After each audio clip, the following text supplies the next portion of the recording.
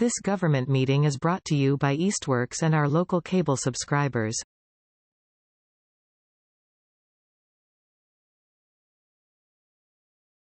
All right, it is 6 p.m. I will now call to order the November 27th meeting of the Easthampton Conservation Commission. This meeting is being recorded. This meeting of the Easthampton Conservation Commission will be conducted in person and simultaneously via remote participation online to the greatest extent possible. Every effort will be made to ensure that the public can adequately access the proceedings in real time via technological means. In the event that we are unable to do so despite best efforts, we will post on the City of Easthampton website an audio or video recording, transcript, or other comprehensive record of proceedings as soon as possible after the meeting. Should an interruption occur in which the online meeting ends abruptly, both the in-person and online meetings will not be restarted, and all agenda items will be automatically continued to the next scheduled meeting.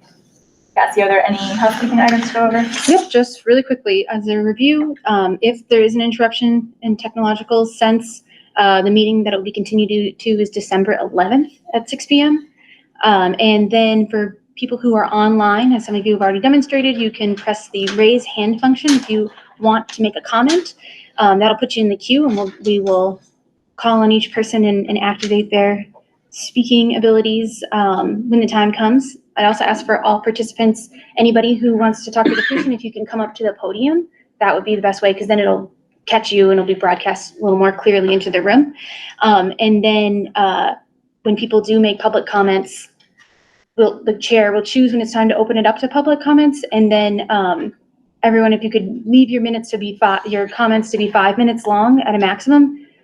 Then if you want to make another comment, you can come back and get back in line. We just make sure everyone gets a turn. But yes, that is all for now. So we can carry on if the commission is ready. Oh, sorry, last thing. Commissioners, there are microphones in front of you. You can turn them on at the base here. You press the gray button.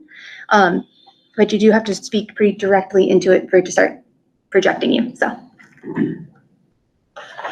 All right, are there any public concerns, non-agenda items? I have not received any. And I don't see any indication online. All right, hearing and seeing none, we'll move on to public hearings. Our first order of business is the public hearing continued from November 13th for a notice of intent filed by Furrow Engineering on behalf of Tasty Top Development LLC for a new mixed-use commercial and residential development with associated stormwater management system at 93, 95, and 97 Northampton Street at 128, lot 112, 113, and 114. This is Mass DEP file number 1510322. Do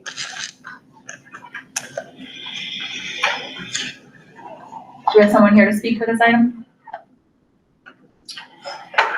Good evening, everyone, again. Luke Scholter with Furrow Engineering. At the last meeting, the commission expressed concern about one of the waiver requests that we had made for the 3-foot separation of bottom and infiltration basin to the ground, seasonal high groundwater. So we have actually revised the plans to meet the Easthampton 3-foot separation ordinance.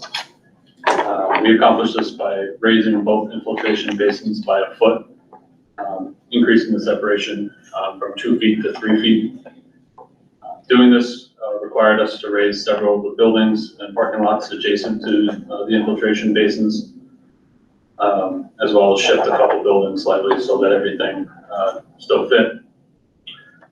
Also, at the request of the commission, we revised some of the wording in the plan notes throughout the plans, including the erosion control notes, and we added notes calling out the 6-inch gap at the bottom of all the fencing around the basins that was requested. We also received some additional comments from the commission this afternoon. All comments look to be addressable. We can go through those comments now, or I can take any questions that you may have. Cassie, what comments are those? So this was a list of questions that Commissioner August was able to send me. Some of them were questions that it seems like were already addressed, but you hadn't seen that email yet, so it made sense.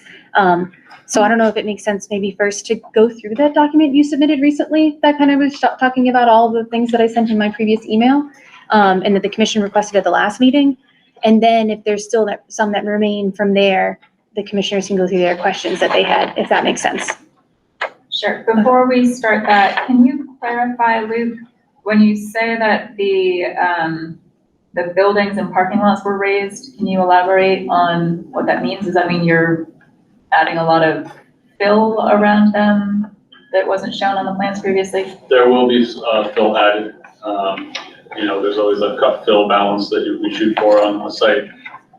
And there will have to be additional fill brought in because of raising the infiltration basins, which will be an additional cost to the applicant, but it was worth meeting that ordinance. Okay, thank you. Do you want to go through as Sure. Nancy suggested? Yeah, so our response letter that was submitted today to comments that we received in email from Cassie. She summarized the comments.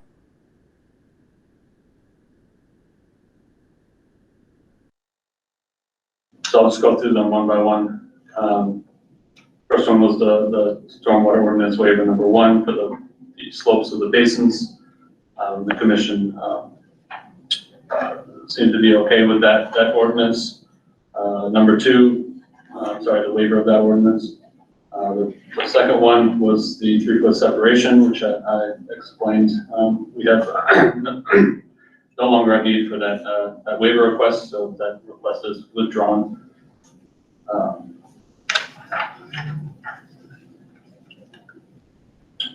The latest version of the stormwater report was submitted to Cassie via email on the 22nd. The abutter letter not required because we provided, because the proposed work on the abutter's property is outside the area of protection under the Mass Wetland Protection Act. And if I can just interject on that part to clarify for the commission. So I know this is something we talked about before, was because the project extends off of the property boundary onto an abutting property, does the commission need to get a signature from the abutter or some kind of proof that they are okay with that work going forward? When the work was still within a jurisdictional area where it crossed over, they did need to give us that signature. However, because it's shifted outside of any jurisdictional areas where it's crossing over, it is not required. I confirmed that with DEP over the past couple of days. Thank you, Kathy. Yeah. Can I ask a question Yes. about that, or do you want me to wait till the end? Hold on. It's up to you guys, but I guess I just was wondering, even though it's not jurisdictional, would there be any, since that abutter letter has come up in several different meetings, and the concerns of neighbors and the surrounding properties have come up in several different meetings, would there be any harm in sharing it, like as an expression of credibility and good faith? Even if you don't have to, is there some reason you're opposed to, or you're just saying you don't need to do that? No reason. I believe the applicant is agreeable to submitting the letter. Okay, thank you. There were several notes on sheet C0 that were requested to be revised, just changing the language. So we revised all those notes on sheet C0. We added notes to the plans that called out the 6-inch clear opening at the bottom of the fence around the basin. There was a note requested to be added to sheet C3.4. We added that. I believe it was about the rain garden, providing language to include that all dead and diseased material shall be removed to an appropriate offsite location.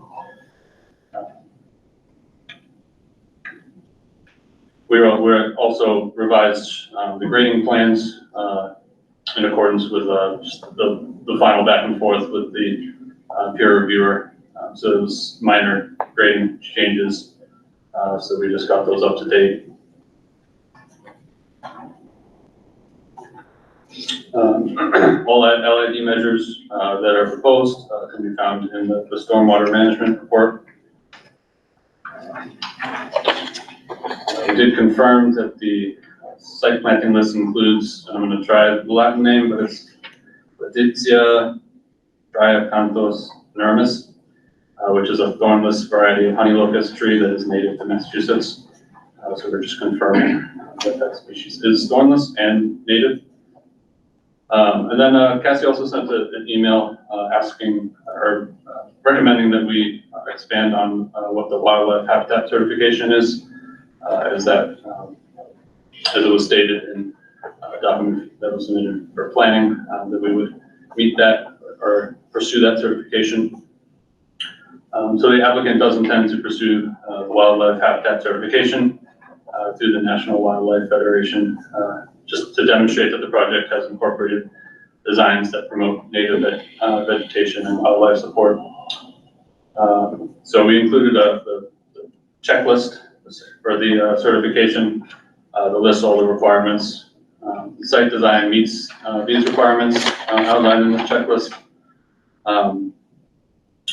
So we included the checklist and filled it out as well with what we will be meeting after the site is developed and construction is complete. Can I ask 2 questions about Sure. that?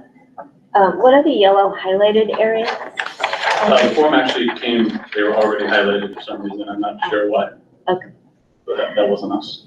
And there's a section that says wildlife shelter and mating areas, and it says a majority of the development will be surrounded by 11 acres of undisturbed wooded areas and wetlands. I was just wondering if that is 11 acres within the property that is being developed, or is that 11 acres outside of it that's part of that? Yeah, that's wholly within the property line bounds. Great, thank you. For development. Yeah, so just the checklist includes things like having native plants, food for wildlife, including berries and seeds and nectar, and pollen for pollinators. So I noted that we are planting 2.5 acres of New England Conservation and Wildlife seed mix, as well as we have 10 rain gardens, one in each residential building, that will provide plantings with berries, seeds, nectar, and pollen. As you mentioned, the wildlife shelter and mating areas, there's 11 acres of wooded area and wetlands that will remain undisturbed next to the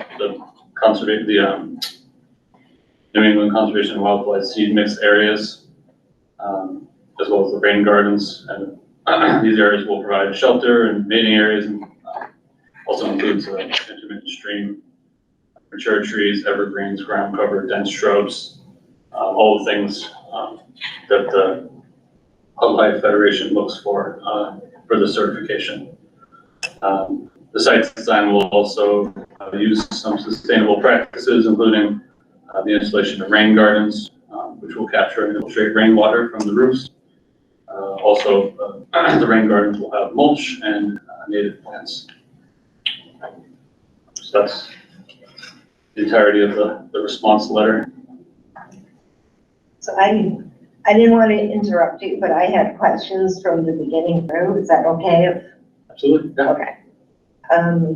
So for sheet CO, general site utility notes 11, there was just a typo in there that it's supposed to say, you shall notify immediately through its agent, UFO. I don't know if that's. Okay. Yeah, we can easy fix. Yeah. Okay. And CO again, the erosion control note number 2. You did not include adding the conservation aid. Okay. So you get it after. Well, So the fencing along the basin, so you have, it's been revised to include 6-inch clear opening at the bottom of the fence. Is that the entirety of the fence all around all the basins? It isn't just like the gate? correct, it's all the way around. It's all the way around? Okay. And for sheet C-3.4, the rain garden, I think we wrote in that we asked for all dead and diseased material shall be removed. And I believe it's worded slightly differently. I don't know if you want a specific phrase for removal of the I'm not sure how it's presently worded, I don't have a copy in front of me. It says, all dead, diseased, and invasive plants shall be moved off-site and disposed of off-site at an appropriate. Is that right? Yeah, that's what it says. I didn't know if you wanted it written a certain way, just to be specific. I'm sorry, what sheet are we on? C-3.4. Thank you.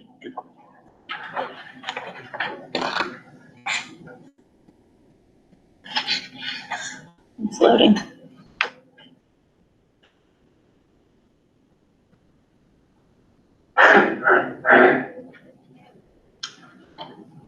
Yeah, I guess the question is that acceptable to the commission how it's written, or do you want it amended in some way? Here we go.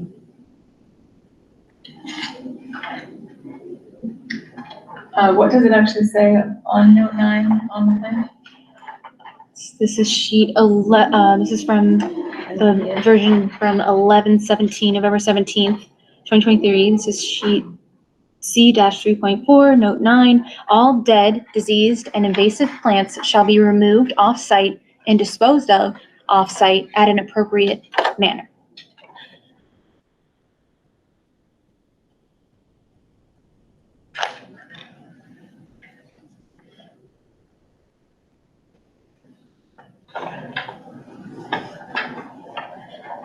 I think it's a bit awkward, but it gets the job done.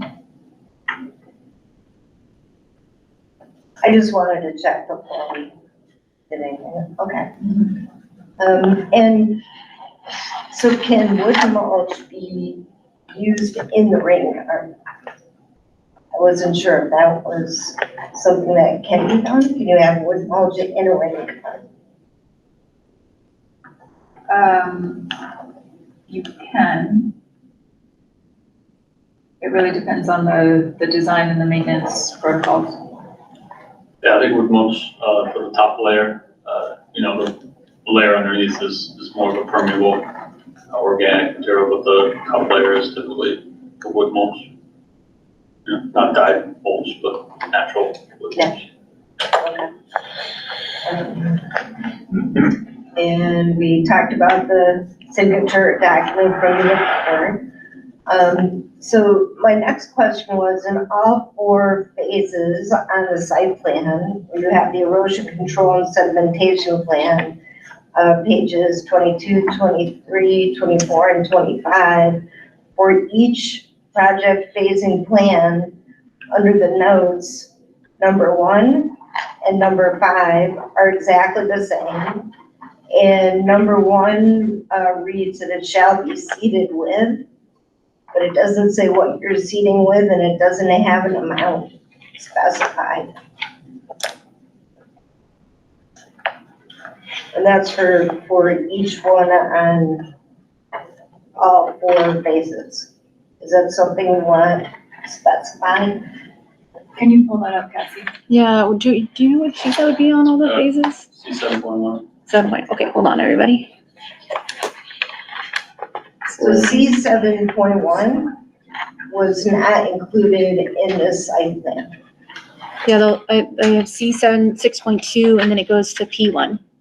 That was my next question. Okay, that was, we'll get those sheets to you. Okay, and C7.1, point 2 and point 3 were removed. And those are all erosion and sedimentation control pages. Okay. And that also had, that was on the last site plan, 10/30/23. And that also 1 and 5, just like your phases. The question was the seed and the amount. And number 5 is, after the area is stabilized, all temporary erosion and sediment control shall be removed. You haven't added in conservation agent for an inspection or removal. That's for the phases and for C-7. Okay, and then those, And also under C-7.1, and I don't know if they have the pages. Letter E, tree and vegetated area protection. Number 2, you have written no vehicles or equipment shall be operated by the contractor within the tree protection area. My question is, should it read no vehicles or equipment shall be operated within the tree protection area? Does it matter if there's an operator, or should there be no operator in that area? You'll have to say that again. They have written no vehicles or equipment shall be operated by the contractor within the tree protection area. And my question was, should it read no vehicles or equipment shall be operated within the tree protection area? Deb's saying she doesn't By the care. contractor. Yeah, she doesn't care who's operating. Right, if anybody. So that makes sense. Is that amenable? Yep, that's not great. Number 3, also under C-7.1, you have any existing trees that are intended to remain that are damaged by the contractor shall be repaired or replaced by a certified arborist at the contractor's expense. My question is, can it say any existing trees that are intended to remain that are damaged by the contractor or anyone employed by said contractor shall be repaired or replaced with a comparable size and species of tree that was damaged by a certified arborist at the contractor's expense? Is that something we can ask? The trouble is that if you have a mature tree, you're never gonna replace it at a mature size. So we could require them to replace them at 2 to 1 or something like that. But if it's a, if it's a 12-inch tree, you're not gonna plant a 12-inch tree in replacement. It just isn't feasible. And we're just as contractor, can we have or anyone employed by the contractor or anyone? It just says for, that it's damaged by the contractor. Yeah, I would just, maybe just say damage during construction. Is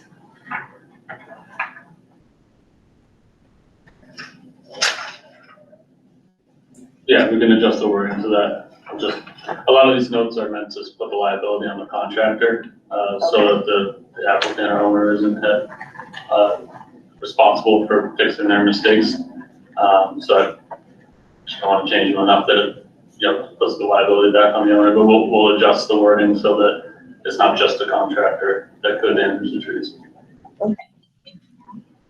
And, so we had talked about the trees. They don't seem to be a 1-to-1 replacement. Can we ask for more tree plantings? Or is the 200 considered enough? I think that's somewhere that we have some leeway and flexibility. Or are the 200 trees that are being planted in response to trees cut within the jurisdictional area? Well, they are offering to plant 200 trees. Right, but the trees that they're cutting down, are the trees that they're cutting down all within jurisdictional area?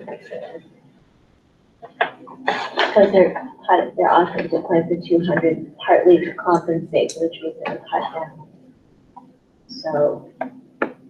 Do you have a breakdown of the clearing that's happening in jurisdictional areas versus non-jurisdictional areas? I do not know. Is that something? I could look at the plan and give an estimate, Or remove less mature trees. so you want the acreage that is being removed within jurisdictional areas, including the UW and the 100-year buffer. Please. And at the last meeting, when you were talking about trees, the applicant stated he would be willing to increase the caliber size of the tree plantings. Is this what size caliber would be sufficient for the trees and their survival? And what is the replacement survival time requirement for all these plantings on site, including the rain gardens? Do you mean what's the warranty period? Yes. So say they fail within, they die within 3 months, 6 months to a year. Do we have a say on a growing season for tree plantings? I would presume that you probably have a 1-year warranty with the contractor for starters on plant material. Yes. Or longer, yeah. They're gonna replace them until they take. Once the one they replace it, done another year. And so we'll continue to replace it until they take.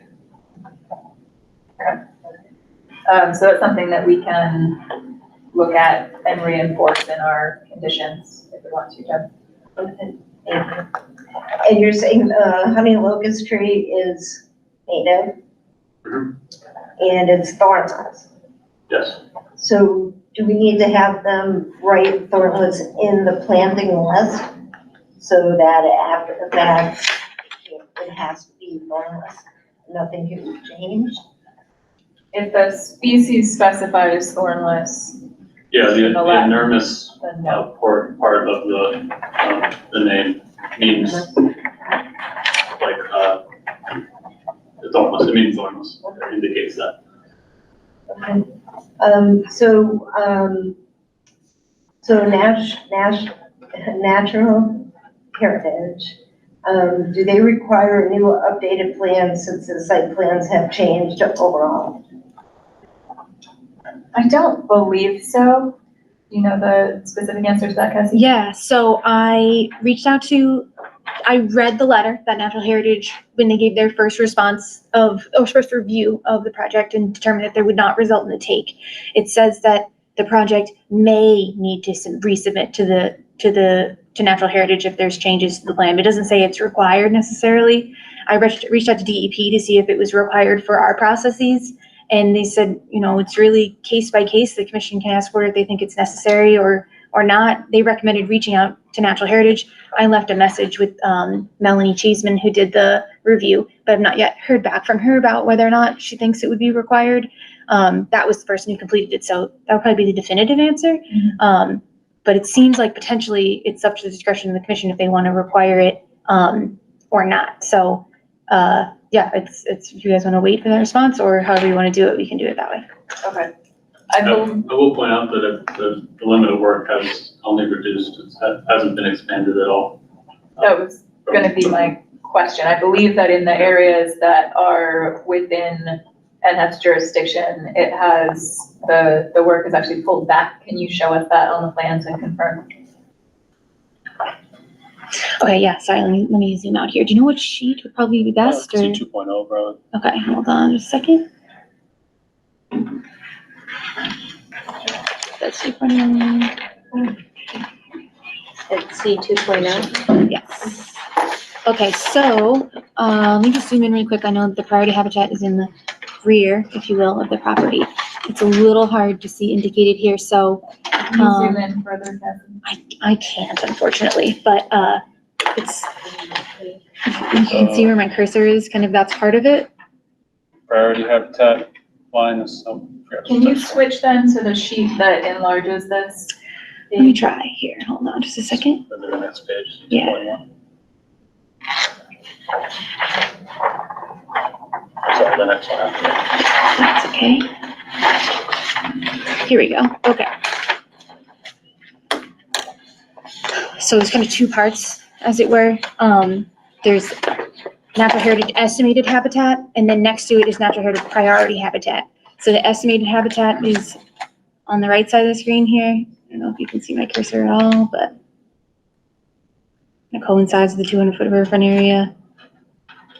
It's like this hump is behind the building. Mm-hmm. And then the priority habitat is kind of in a straight line from here to here. So this building does encroach on it, and so will this basin that extends into this area. And some of have the tree either of those items changed since the original? So the only thing since the original that we've done is actually move these buildings closer, further in. So, you know, the limit of work has actually been reduced away from the priority habitat, and the limit of the basin hasn't changed. It's buildings, 4 and 5 on this plan, sorry. 4 and 5, yes. So I would assume then, I mean, we can get the definitive answer from Natural Heritage, but I would assume that there would not be a change if they were not anticipating a take previously.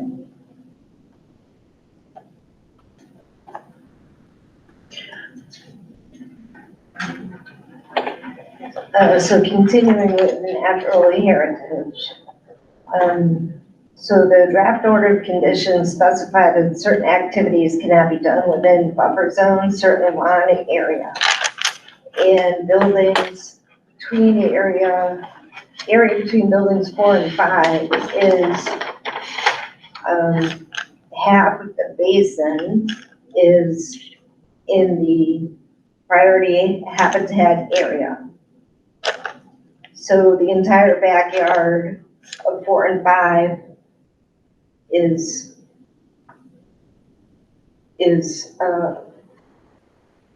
right across building 5, so it's in that entire area of the backyard, priority habitat. So one thing is, the planning board talked about mowing the pollinator area twice a year in the basin. So if half the basin is in priority habitat, how does that work? If it becomes its own habitat within the basin, within this area, that's one question. The other thing is, pesticides and fertilizers in lawn area wouldn't be able to go there because it's also in priority habitat. What conditions are you referencing, Deb? I believe it was attachment B, Cassie, your draft order Oh, conditions. Draft order? So you, Yes. okay, What So- number? it would have been near the end, probably 62 or 63. The perpetuity? Yep. Yeah. But it sounds like, so it's 2 things. One, you have a question about the maintenance of the basins and the mowing schedule that's Being being, pollinator twice a year. yep. And then, and if that is okay to happen within the priority habitat. And then the other question is, one of the common, in perpetuity conditions that the commission requires, or includes in its order of conditions is that, no pesticides, herbicides, or fertilizers, things of that nature can be used within the 100-foot buffer zone. Yes. But you're wondering if we should revise the language to also include within priority habitat areas. Yes, because the priority habitat precedes the buffer zone, which is also the whole backyard of the building number 5. So I would say there's a larger conversation to be had about boundaries of mowing as you get up to the tree line and long-term markers. But once this is, if it's going to be mowed lawn or if it's going to be a maintained basin, once it's those things, it's probably not functioning as priority habitat. And has been signed off on that and said there won't be a take in doing this work, then I don't think there's anything further that needs to be done specifically for that priority habitat purpose. Yeah, We're sometimes, changing the habitat. depending on what the species is, and we'll be sitting here somewhere, I don't know what it is in particular. It might just be like a time of year restriction where they could start working that area. If it's like for turtles, they might say. Well, that was my question. Yeah. Yeah. But there's often not specific requirements about, like the, no work could occur in that area. It just has to meet certain requirements based on whatever species it is. So it may not be that there's a species there now, or, you know, there may not be like individuals of the species there now. They might just be able to enter that area, you know. And so Natural Heritage is aware of the mowing in the basin and possible pesticides and all that on the lawn. Well, they've probably seen that. They know what the species are, and they know what the kind of the plan is for the project. So if there was Like I have a project right now where we had to meet on site with National Heritage and they were like, okay, don't go 5 feet that way, don't go 3 feet that way, you gotta go right through here. And they were extremely specific about it, but this is not that, I don't think. And So they wouldn't let you mow at certain times of the year also. yeah. So like if they had something that they were concerned about, like vegetation management practices or whatever, they would have said so in their communication. So National Heritage got a copy of the plan. The original ones, yes. So that includes mowing half that area in the basin, like if it becomes more of a habitat. I think that potentially the assumption from natural heritage perspective is that the habitat will be lost where this impact is going to happen. Yep. And Yeah. so whether or not it will still function as a habitat or not, almost, I don't want to say it doesn't matter, but they're assuming it won't because that is gone. They're converting it to something else. It's not the function's primary purpose no longer will be habitat. It will be this basin and this lawn area. So they've already assumed potentially that is gone. So whether or not it into the future functions as wildlife, this priority habitat, it's not, natural heritage did not find that to be something that there were particular actions. We can read the letter if you want, but the letter didn't say, in this area, you need to do X, Y, Z to avoid there being a take. They just said the project isn't going to result in a take. So that I think is the point right there. And so it might not matter how they manage it in the future because it never will be priority habitat. Again, it will be too impacted by the work generally. I don't know if the commissioner, if you agree with that or not. And we can ask for clarity from Melanie Cheeseman, who I left a message with, but that would be my guess. That's how it was interpreted. Yeah, I think that's an accurate interpretation. Okay. And I had a question back on the C-7.1. So there's a stockpile that's up on Northampton Street in phase 3. Do all stockpiles in our order, does this cover all stockpiles, even one that is further up the road? Yes. Yes. Okay.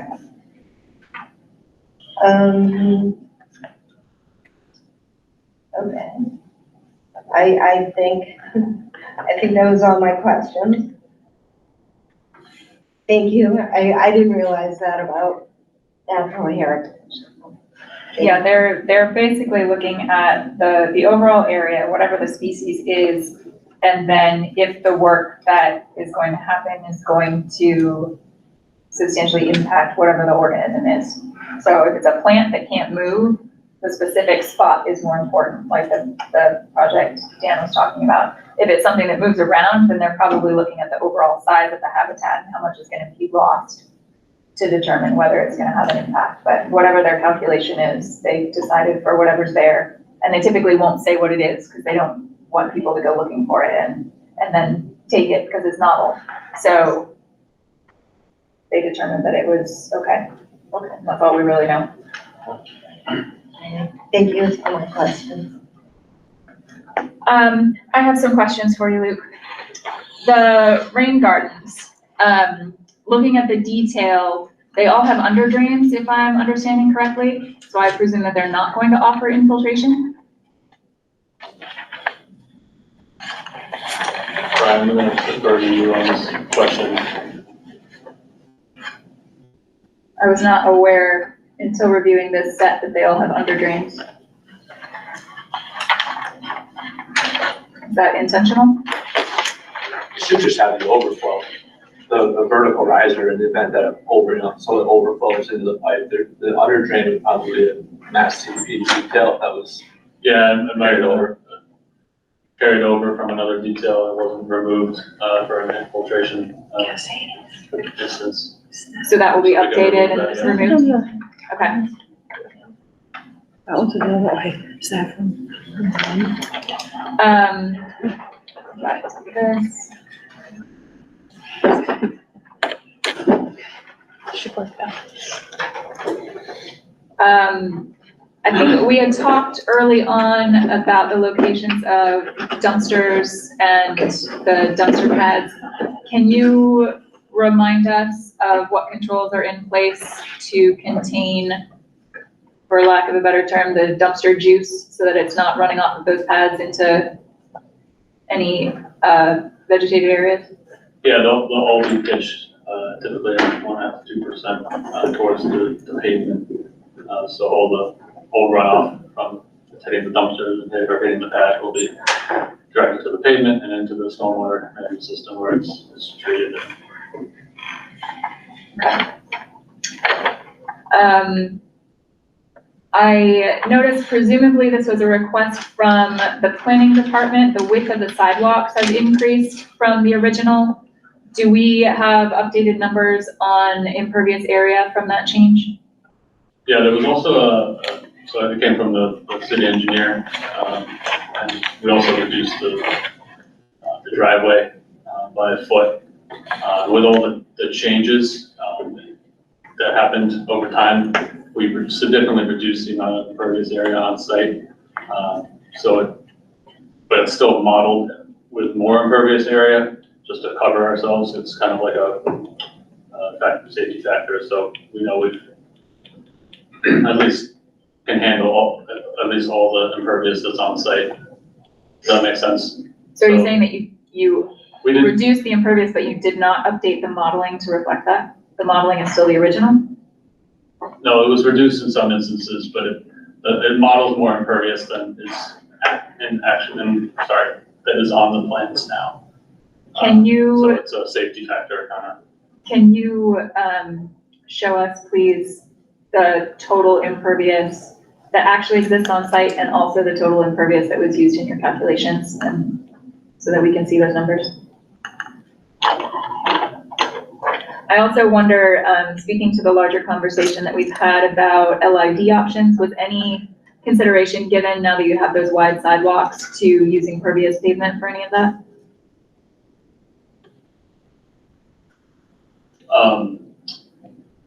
We're not in support of using pervious pavement. We don't believe that it would functions well in the Northeast.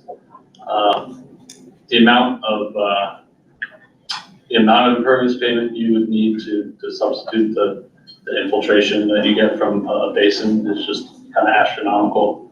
Why not combine them then?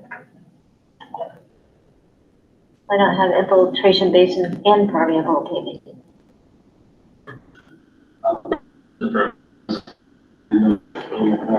We run into that same problem we had last time where we have so little area on site where there's a separation of groundwater that would make that system function.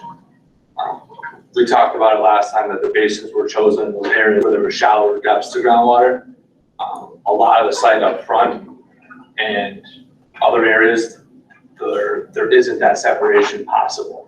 Even with raising the site, we raised the areas that were lower on the site. So like the knolls up front where a lot of the parking and driveways are still shallow depths to groundwater.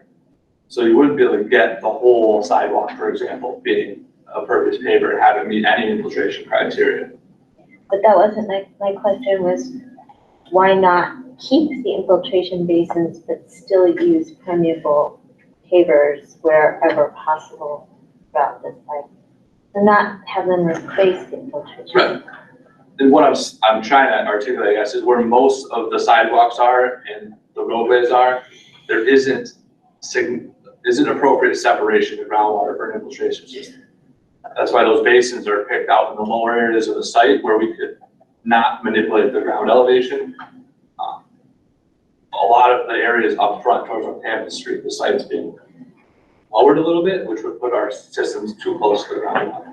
Or there isn't separation enough to begin with. We'd have to raise the whole site to get that, to have it meet the 3-foot separation. And the soils on site are not, they're not real sandy, porous soils. They're sandy soils, but they're not a coarse sandy soil with low groundwater. So then you're gonna get water sitting in this porous pavement and then freeze and thaw, break it apart. And then we're gonna have to replace it. This is not a suitable site for that product. That's why we don't wanna do it. Because then we're gonna be ripping the site up in a couple of years and replacing it. Because these soils just don't wanna take the water in general. it was in Westfield, down in the floodplains of Westfield, the groundwater is down 20, 30 feet, and it's very sandy soils. Some cases 100 feet. This is not the case here. And it's gonna break up and it's not gonna do well. So we really don't wanna do it for many reasons. That's why we don't wanna do it. Thank you. I'm not sure I fully buy your argument, because in this kind of application, what you'd be looking at is reducing the impervious so that it would function just like it was grass, in essence, or what it is now. So you wouldn't be looking to have substantial additional storage underneath it that you need to have, or clearance to groundwater. You're just reducing the amount of impervious that you're creating. It's not like you're taking runoff from another area and directing it to pervious pavement. You're just wanting the rain that falls to go through rather than be collected somewhere. I think you've lost me now. There has to be a storage system under there. You can't just put a pervious paver over gravel, right? It wouldn't take any water. The gravel would be the impervious layer at that point. So in my experience, they're constructed over a bed of crushed stone, so there's voids within that stone to hold the water while it percolates into the ground. Well, then you don't have the problem you're describing. If you have stone with voids, you're not gonna have water Frost goes sitting down in 4 the. feet. Pardon? It would create, Frost goes down 4 feet. It will heave, it will break apart. So what I've seen is like a foot of crushed stone or more underneath the porous pavement surface. And I could see the case where if you have soils that are not accepting water, the infiltration rate is real slow, then you could get water pooled within that crushed stone layer for long periods of time, and then it could freeze, could cause issues. Or, if you had areas where groundwater is really high, you could get water coming out of the porous pavement sometimes too. I don't know if that would occur in this case at all, but, there could be issues with long-term stability and maintainability in that case. I could see waiving a 2-foot separation requirement if you were willing to try porous pavement in some areas, but if it's not gonna, if you're not gonna get the longevity out of it, and it's, like if groundwater is within 4 feet of the surface in some place, then, probably isn't gonna work that well. We're meeting all the infiltration requirements to add more to this, and then put in a situation like this where we're gonna rip up millions of dollars of material and then make more of a disturbance in the future. It doesn't make sense to me. Because it will frost, it will break apart. Okay, I think we still, as of last time, had questions about whether the spirit of LID had been fully explored. So I'm offering places where it might be appropriate. Likewise with rain gardens, you have the rain gardens next to each of the buildings receiving the roof drains. I'm glad that those are not meant to have under drains. There are certainly other areas on site that appear to be open lawn area at the edge of parking lots.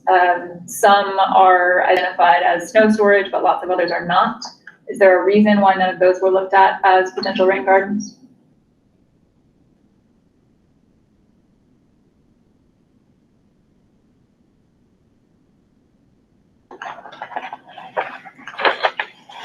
So there are lots of just grass areas in between sidewalks and parking lots and buildings. And if you could find one of the sheets that has the snow storage, I think that's might be a good one to demonstrate some of the other open areas. Okay, so, excuse me, some of the snow storage. Do you know what sheet might have it? I have the overall. Do you know what sheets those are on? Might have snow storage on it, you think? I think it's the C2. No, it's probably the C3. Okay. I think. Oh, let's see. I wonder if. Going See? C3.1. Yeah, so this is the snow storage areas here. Oh, I see. Yeah, okay. I'm gonna see if you zoom in a little more, but it's basically you have them kind of interspersed, like in some of these islands, Yeah, or edges of parking areas. We've located them in areas that we know where the rainwater or the melt from the snow storage will be directed back onto the pavement so that it can be treated through the stormwater system. Yeah, I'm not asking about the snow storage. I'm asking about places that aren't snow storage that could potentially be used for rain gardens, and why you did not consider more of that dispersed distribution of stormwater.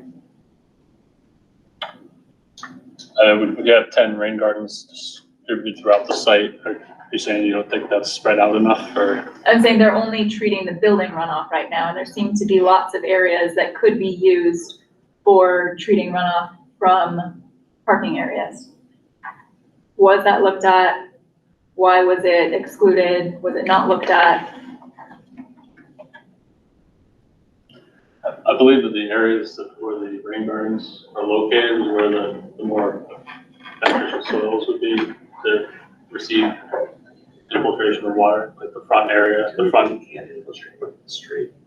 site, of the development is kind of the worst soils, so it just wouldn't be as beneficial to locate rain gardens there. But the backside where the residential buildings are, the soils better to receive infiltration of water. We also have the challenge with the Easthampton stormwater standards have 90% TSS removal and pre-treatment before infiltration.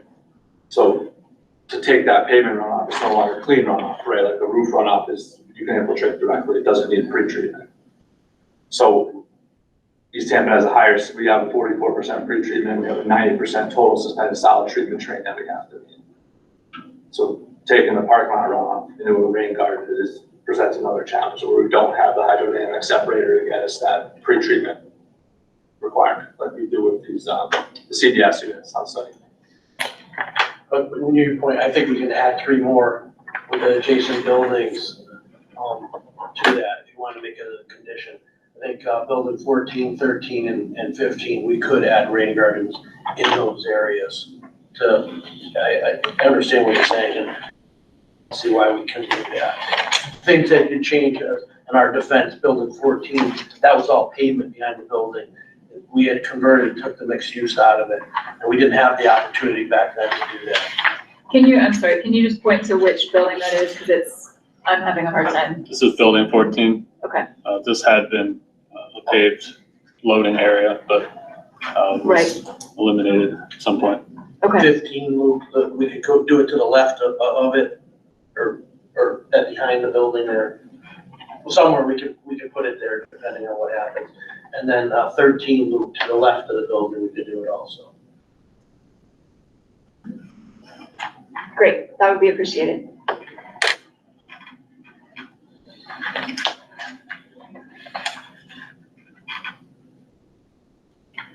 Were there any other buildings that are not in this view that don't have rain gardens where that might be?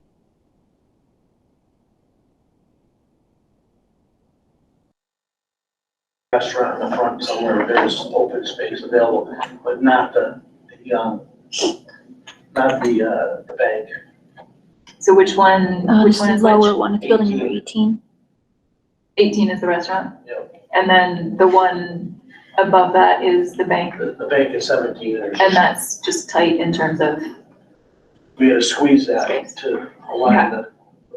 All right, so 13, 14, 15, and 18, they could be added? Okay.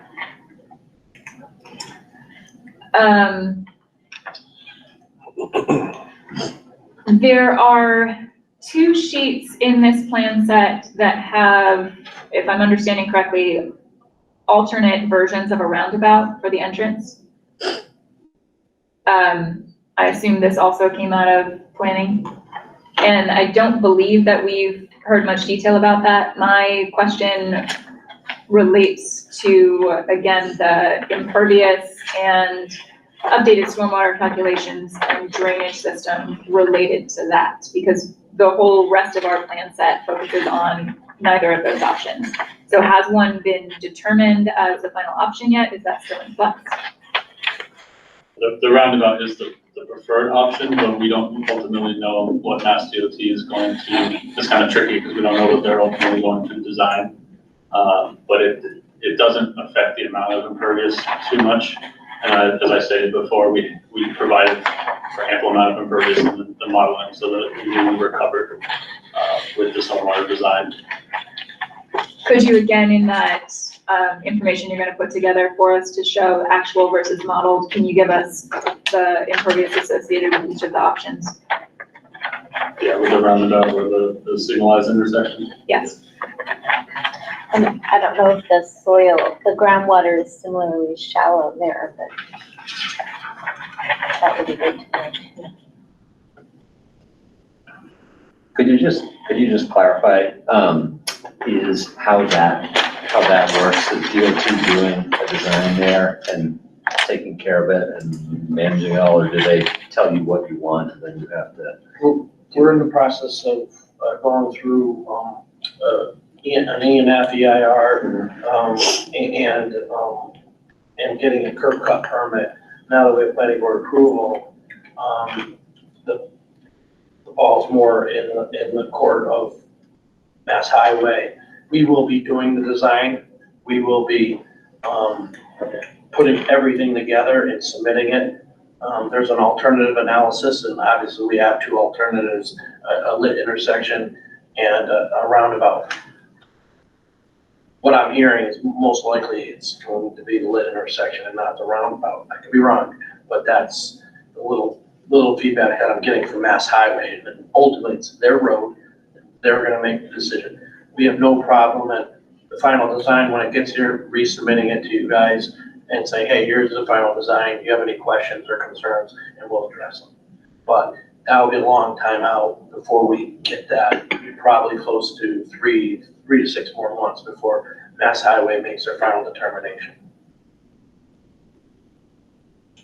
And will that be considered part of this same project? Yes. So it would all be part of the same stormwater bond, stormwater permit. And I don't believe, I could be wrong, but the pages that include those options, I don't think show any of the drainage infrastructure that would be associated with them. Is that correct? Not within the right of way. Has that been, does that exist yet? No. Okay. So I'm not sure what that means from our perspective, because we would need to review that and it would need to be incorporated into the stormwater bond. Well, we know all the stormwater that's on our site would be directed into our stormwater management system, where the stormwater that falls within the right of way would be the jurisdiction of the Mass DOT to design. But if it's all one project and one permit, I'm not sure how that works logistically. That may be something, Cassie, that you need to talk to Dan Murphy about. Yeah, and so the question is, let me make sure I understand. There's potentially 2 different types of drainage situations depending on which plan DOT wants them to go with for the intersection area. And the commission wants to know what those findings are before, because it will technically be a part of the stormwater permit. I want to know if it's all being treated as one project, does Dan need to have that information to solidify and update the bond number? I'm not sure if we have the option to update those things later or not. Yeah, I guess I'm just thinking, like, we're reviewing what's in front of us right now, and then if it ends up having to be something different, then we decide what we have to do at that point in time. I guess that's true. I mean, we can just approve the plan that's on all of the other sheets, And and you'll just have to come back. We'll come back to you and say, hey, here's the final design and here's how it meets all the requirements. What's really nice is that it's on a knoll, so the water's wants to go where it's going, and we're gonna take what is our responsibility. So it's not a hard, heavy lift. Mhm.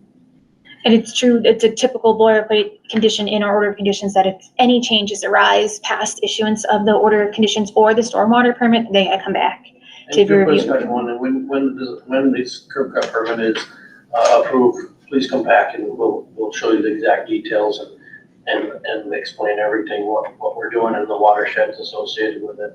I'm confident and that we're gonna still maintain what we submitted and and to be able to provide the drainage necessary. If anything, we're in a better situation, I'm certain of that. Probably. All right, fencing around the basins. If I am reading the plans correctly, it seems to be sporadic. There's fencing on some sides of the basins, but not all around most of them. Am I seeing that correctly? So the basin fencing was designed to just be in the area of the residential areas to keep the residents from entering the basin, but it's only designed to go to the tree line and then leave it open at the tree line for the passage of wildlife. And so it's designed to discourage people from entering the basin. So that's something I wanted to bring the commission's attention to from a safety perspective. I'm not sure how we feel about that. We do have the shallower basins now with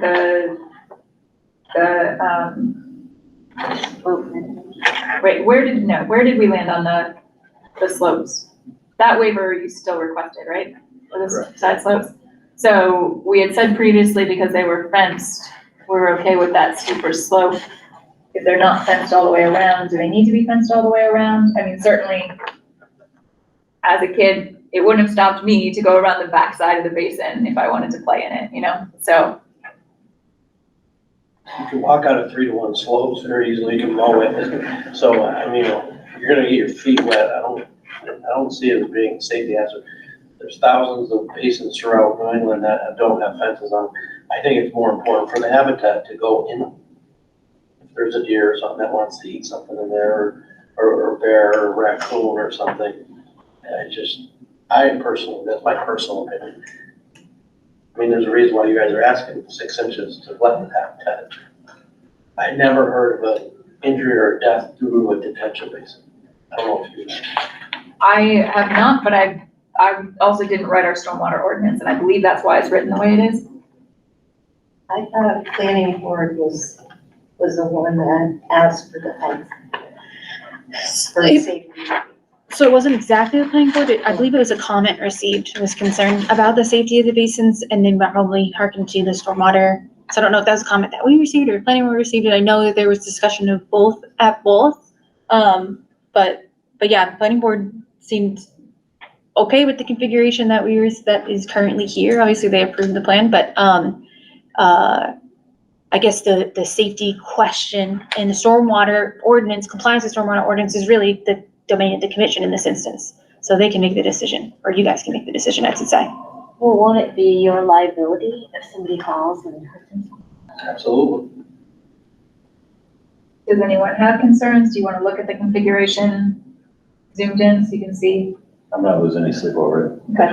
Can anyone just show what's a 3 or 4 foot slope, just casually, not formally? Approximately. This is 1 to 3. 1 to 3, so say this is That's fine. 30 inches. So imagine imaginary line from about here to there, somewhere around there, maybe from here to there, yeah. Imaginary line from the top of that desk to here. Thank you. That's a 3-to-1 slope. It'll be 6 feet out, 7 feet out.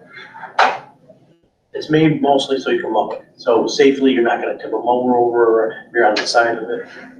That's the intent of a 3-to-1. Most of the basins are only 2 to 4 feet deep also, so they're not. That's the most of the basin. Maybe it's a 12-foot section that's very gradual. The 2-to-1 slope is when you kind of start looking at it and they're like, I don't know if I want to walk down that, but then you probably. Or mow it, yeah. Yeah. You could probably mow it going down it, but you wouldn't want to mow it on 2-to-1 on the side. Concerns? Everybody good? So we're leaving the fencing up to the tree line. Yes, that's shown. In the gap. And with the gap, right, the 6-inch gap underneath the entirety of it, yep. Which really is less important if they're open on the backside anyways. Plantings.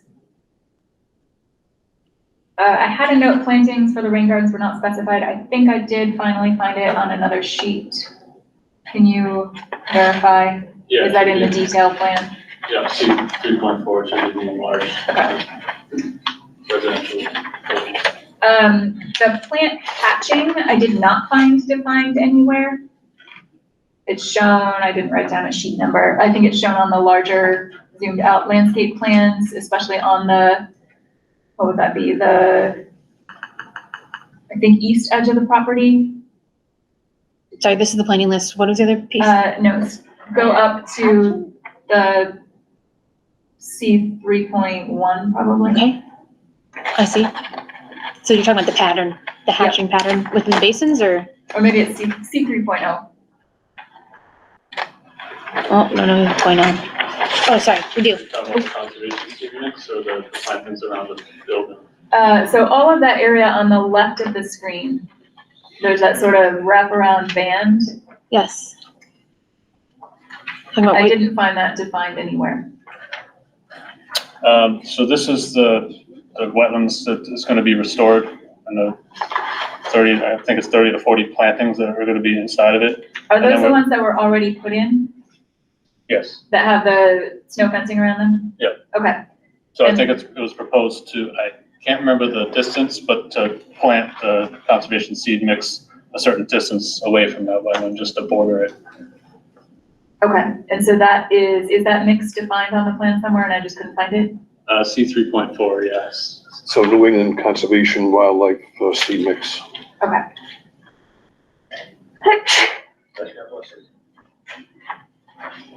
It's on the left side of that plan. Oh, sorry. All right, and then Cassie, if you could pull that, go back to that sheet, C30, Yes. Okay, up three. it's slow. It's just being Oh, slow, sorry. okay. It's catching up. Okay, yeah.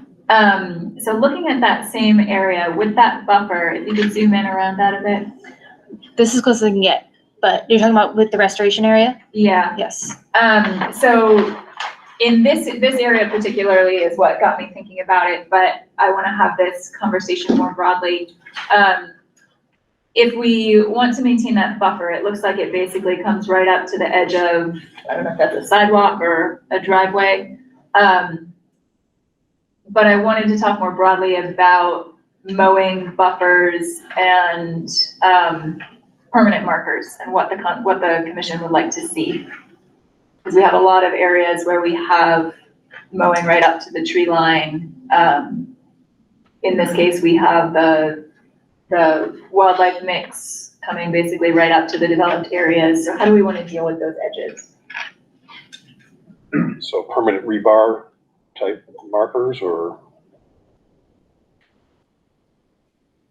have you done in the past, something like that? That's certainly one option. If we were to do them, for instance, around this wildlife mix area, I feel like that might not be what you would want from a style perspective. So I'm looking for a little bit of input from you all too about what sort of markers you'd be comfortable with aesthetically and from a cost perspective. We've done boulders in the past. We've done concrete, like concrete bollards that are, a foot or so high, something like that. We've done rebar with a tag on top. We could do concrete boulders between like the limit of work and either the conservation mix or the lawn mix. I think that works pretty well. I'll make a concrete boulder between those two areas.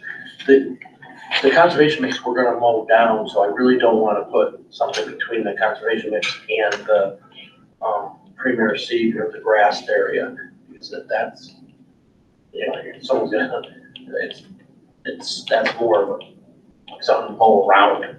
You know what I mean? If we put it on the edge of the thing, you're mowing up to it. And the limit of work between the woods and the grass, or woods and the conservation mix. They don't extend past that in the future. Why would the conservation mix be mowed down? It's mowed down a couple times a year. Yeah. Like, It's mowed twice a year. Yeah, it's in the basins and everything also. okay. So I don't think we would want mowing right up to the wetland edge here. So we have to think about what that interface looks like. And if you don't want us in that situation around that, we could not mow that, put the conservation mix down and not mow it, 2 times a year. Just allow it to naturalize. Yeah. So maybe there's I don't know what we've done in the past, a 10-foot buffer or a 20-foot buffer around that wetland edge that doesn't get mowed. And that's where we would place the bollards in that case. Yeah. Yeah, so what we've done in the past is have a condition, as a pre-construction condition, is that they submit a plan of where the markers are gonna be, where they're gonna be, and what they're gonna be made of. But I think it'd be important and helpful, sounds like we can determine at this meeting that typically with the commission would have those markers go up kind of along the limit of work, and at least one at every vertice up to around the limit of work where it's near jurisdictional areas. So, in this instance, you would have them like along the tree line in the rear of the property, but then, for the area around this restoration area, we would want to, we don't have a precedence, but we could say like, okay, but around the restoration area, it has to be within 10, 25 feet. And then there's no disturbance beyond that, if that makes sense. Like out from the edge of the BBW of the restoration area. So just kind of like word it specifically in that way. I guess that makes more sense to me because I'm more concerned about like pesticides blowing in than about mowing even. So if there's a larger buffer. And in this situation, I think we could do easily 20 or 30 feet around that. Okay. We agree. So let's do a 30-foot buffer then around What that. is it showing right now? Wetland edge? Looks like it's 30 feet. Let's see if I got the scale down here. What signage? Same as It looks like it might be 30. This is 40. kind of, I mean, that's 80, so it might even be 40 or 50 feet. Show, Yes. you're at an 80 I'm scale. looking at it compared to the parking spaces. So why don't we say 30 feet? Okay. Does the commission feel okay with that? Sure, I do. All right. Okay, so just so that I have it right. Everywhere else, the markers will be up to where essentially where the limit of work is, as it appears in this plan, if it's within a jurisdictional area, and which would in this instance be buffer zone. And then around the restoration area specifically, they will be 30 feet away from the edge of that restored BBW. I believe that's correct. Okay, and then typically the commission requires that there basically is a marker at every vertice, but then also one every 20 feet. So, or was it, I think it's 20 or, we've done more in the past, but I think I can double check to what it typically has been. Actually, it might say in the draft conditions, if we end up going over that, it'll say in there. I can't remember what typical is, but I think we'll also want to look at, what that looks like laid out on the site, since it is a large site. Okay, yep, that makes sense. And then the last piece, Deb, I know you just mentioned this, if they should say anything on them, or if they'll say like conservation area or whatever. Sometimes in the past, when it's been a piece of rebar, just as a cap that says like wetland area, like beyond or something. But if the commission doesn't want to, it's up to you guys what you would want to have say on there, if anything. If you want to make a condition For loud fill, we did every 20 feet, right? I believe that's true. Yeah, and they were capped. Yep. Yeah, but it's just that the rebar is not that attractive. Right. You know, you can get the nice caps and say the words, but then the rebar is not that pretty.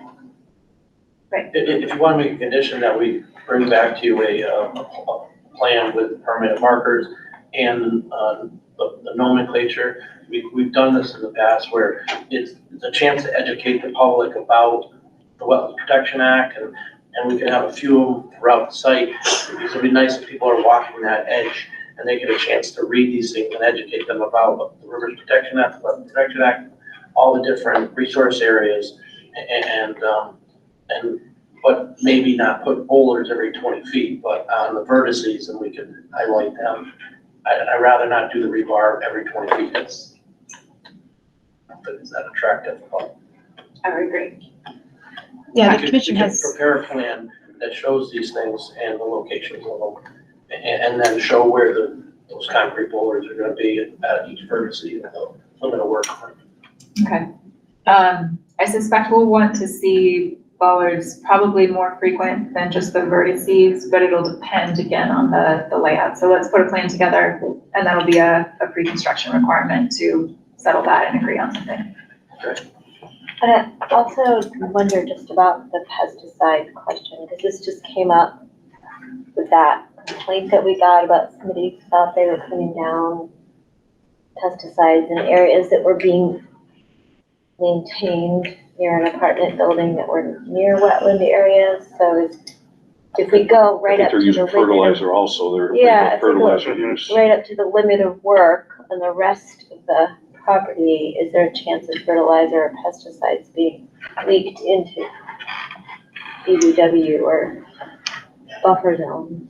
So what I can say is that this limit of these kind of permanent markers, the function typically, the intent, my understanding has been for the commission, they required these permanent markers be out there along the limit of work to prevent encroachment of like mowing activities or like more loss of that vegetated area over time from people not understanding where the edge is or why the edge was determined where it was. In terms of these permanent markers preventing use of material within the 100-foot buffer zone, in some areas, the limit of work is not the same as the buffer zone. So that would be the question is, you know, the marker's intent is to prevent encroachment of mowing, but not necessarily. So I don't know if I'm articulating this correctly. They're typically a condition in perpetuity, an ongoing condition that we include in our orders that requires them to not apply those materials within the 100-foot buffer zone. But we haven't in the past required that there be some kind of demarcation in the field of the 100-foot buffer zone beyond these permanent markers that are on the limit of work. So I don't really know what the best solution is to prevent that, but except that having it as a permanent condition.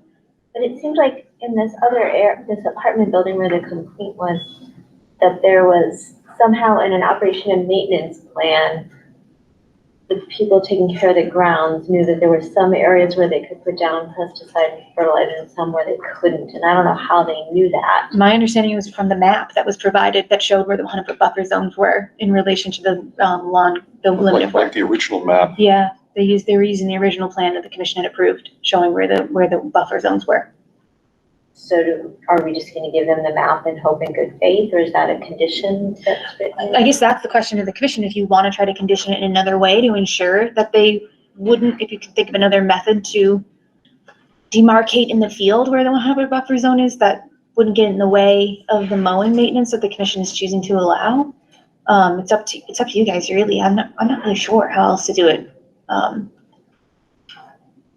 I guess another question that I had, which is related but separate, is in the spirit of the LID things that we were talking about, was just the idea of not using chemically based pesticides or fertilizers. This is a great conversation, and it's something that we always like struggle with a balance. So let's focus on one of the two right now. Yeah. The pesticides, the only thing we want to do is apply mosquito treatment, mosquito and tick treatment. And my question is that allowed or not allowed? Because if we can't put it around the back of the buildings, then we're not gonna do it. And because generally what they do is they fog the building itself, prevent the mosquitoes from attacking the humans. And I'm not an expert in this by any means, so I'm asking you guys, is that an impact to the environment? I don't know that answer. And we'll do what the commission says to do. That's what I'd like to be able to do, or have the ability. I'm not sure if we're gonna actually do it, but have the ability to be able to treat for mosquitoes and ticks. But that's the only thing we want to do when it comes to pesticides. So typically, I mean, there are instances, particularly for invasive treatment, where we use herbicides in wetlands. And what we look for in that case is documentation that the chemical has been approved for use in those areas. So I think we'd be looking for whatever the MSDS sheets are that go with that. and any precedent for it being used in those kind of areas. That sounds very reasonable, and we would submit that to you, and if it's acceptable, then we'd use that, or we'd find a different product that was safe. If there is one out there. If not, then we don't do it. I think the way that the condition is worded currently, and we can look at it, is that it allows for the use of organic materials, that fertilizers and things of that nature, upon review and approval by the commission. But I don't know if the word organic is maybe too specific, and we want to just say if it's like, they may be used after review and approval by the commission or something like that, based off of approved usage by MDS sheets or whatever, like some more specific language, if that makes sense. And I think typically our concern with pesticides is really more around the herbicide side of things. And if you have no intention of using those, we can just say the herbicides won't be used. Yep, that's fine. So we can modify the condition in that way. And then we have no problem staying with the fertilizer of the grass. We have no problem staying outside the 100-foot buffer. And we can have a plan that shows the maintenance guys is off limits.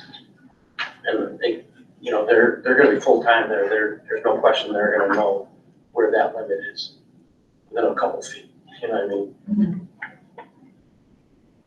All right, there's another area that I wanted to look at for the marker discussion. Cassie, if you could shift so that we see more to the right of the screen. Yes, hold on a second.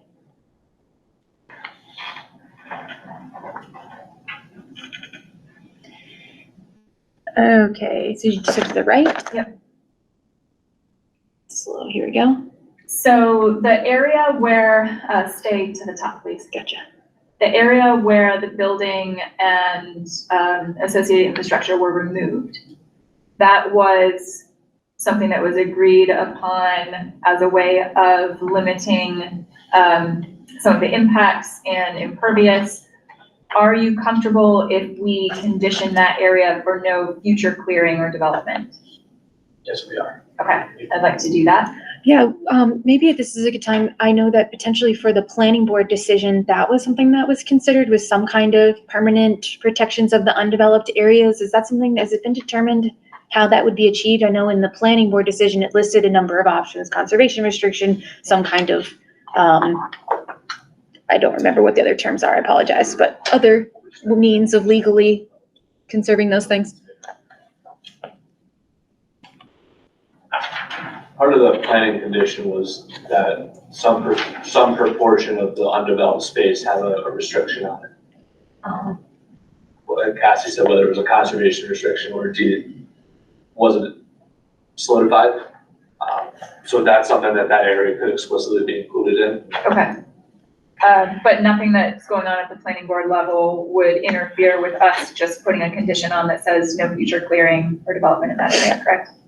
Okay, so let's just do that. That keeps it simple on our side, and then planning can do their own thing. Okay, so whatever, they want to have some kind of permanent, or there should be no future development within that area. Do you want to see a kind of a specific type of legally binding designation there, or? Not, that'll be planning part. Okay, cool. Purview, Okay, so- or planning board. And then I think it would be appropriate similarly to have some kind of markers along that edge, kind of at that, where it pinches down a bit there, where the lawn ends. I follow what you're saying. Yeah, that corner pin. Yep. To come over there, Yeah. It will tie right into the wetland. Yeah. Buffer zone, we're gonna work. I see what you're saying. Great, yeah, so if you could show that as well when you put together the marker plan. Cassie, could you just show with your pointer where that is? Yes, so I'm going to circle it. I don't know if you can see. Okay, that's what I thought. Just to Yeah. Make sure I understand. We will add a note to a recorded document that shows that as being permanently restricted. We have to prepare plans, many plans for recording, so Okay. we'll add it to it, and we'll submit it to the commission. That'll be recorded. Great. At the back of building 9 and 10, I'm curious how the landscaping and grades are going to interface with the basin and swale there. It seems like it's basically on top of the back patio. Can you just clarify how that's all gonna work? Oh, yeah, which one buildings are those? Speaking of Thank you. these two, If that's 9 and 10, I just wrote down the numbers. uh, Yeah, I think that's where it doesn't show it so much on here, but I believe that's where that basin has sort of a tail. yep. Oh, yeah. I mean, there is, I believe there's enough area to put the landscaping there, but the same number of plants will be, planted, whether it needs to be elongated a little and narrowed.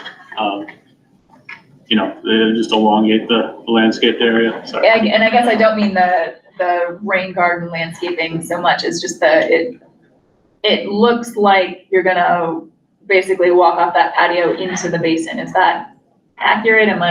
Yes, that is accurate. And that's the intent? Yep.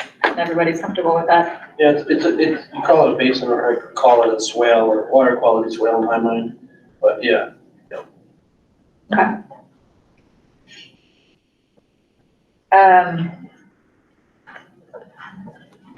The basin F4, which I think is not this one, right? Or is it this one? This is F4 right here. Okay, we don't see any of the topography on the opposite side of the property line, so I've never known what the slope does there. Do you have that information? It's flat. Yeah, it's very flat. This is, I mean, if you go to the grading plan, you can see better, but we did get the topography out here. There's just no lines because it's so flat. But the 160 contour line comes all the way out here. Yeah, which sheet is do you know, for the topography plan? 4.1, I believe. Okay. Let's see if I'm in the right area here.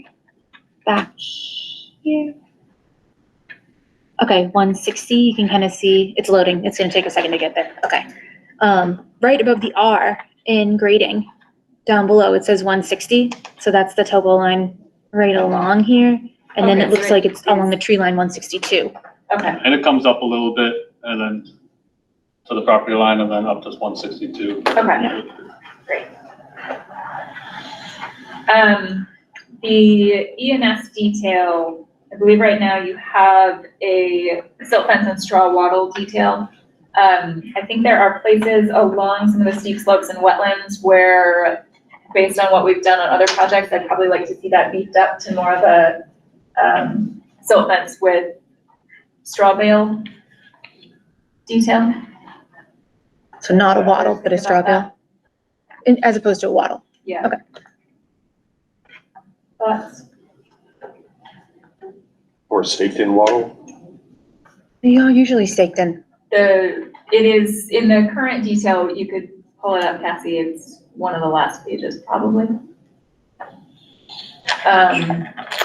The way it's shown, it is a staked wattle in front of the silt fence, but with the accumulation we've seen on other projects with these steep slopes, I feel like This summer? a straw bale would be a better protection there in front of the wattle. Yeah. there it is. Just to the right of my cursor here.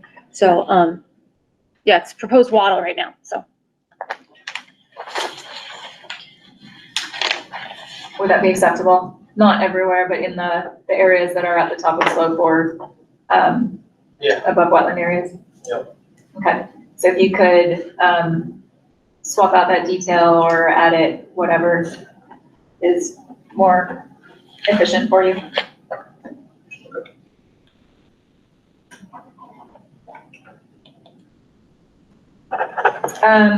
The temporary settling basins, I believe we talked about this before, but can you refresh my memory as to why they're at the locations where they are? And maybe pull up that sheet too. It might be on the phasing plan. Okay, let's see, phasing is P, let's see. Temp basins, temp settling basins, let's see if that is shown here. Is that where it would be like the phasing plans? Not the phasing, I believe the 7 series plans, but they wouldn't be in this plan set because They're missing, so they were missing. we can Yeah, go so to they must the, be somewhere else because I I definitely saw them Yeah. in here No, somewhere. they're on the C7 series. If you go to the older, Yeah, set. let me go to the old set. Through the 10:30. Yeah, what plan do you have there, Julie? I can't remember if that's, There's no 7 series in this. In the new one, no. In the one that's dated 10:30, it has the C7 series. series. Was that the original?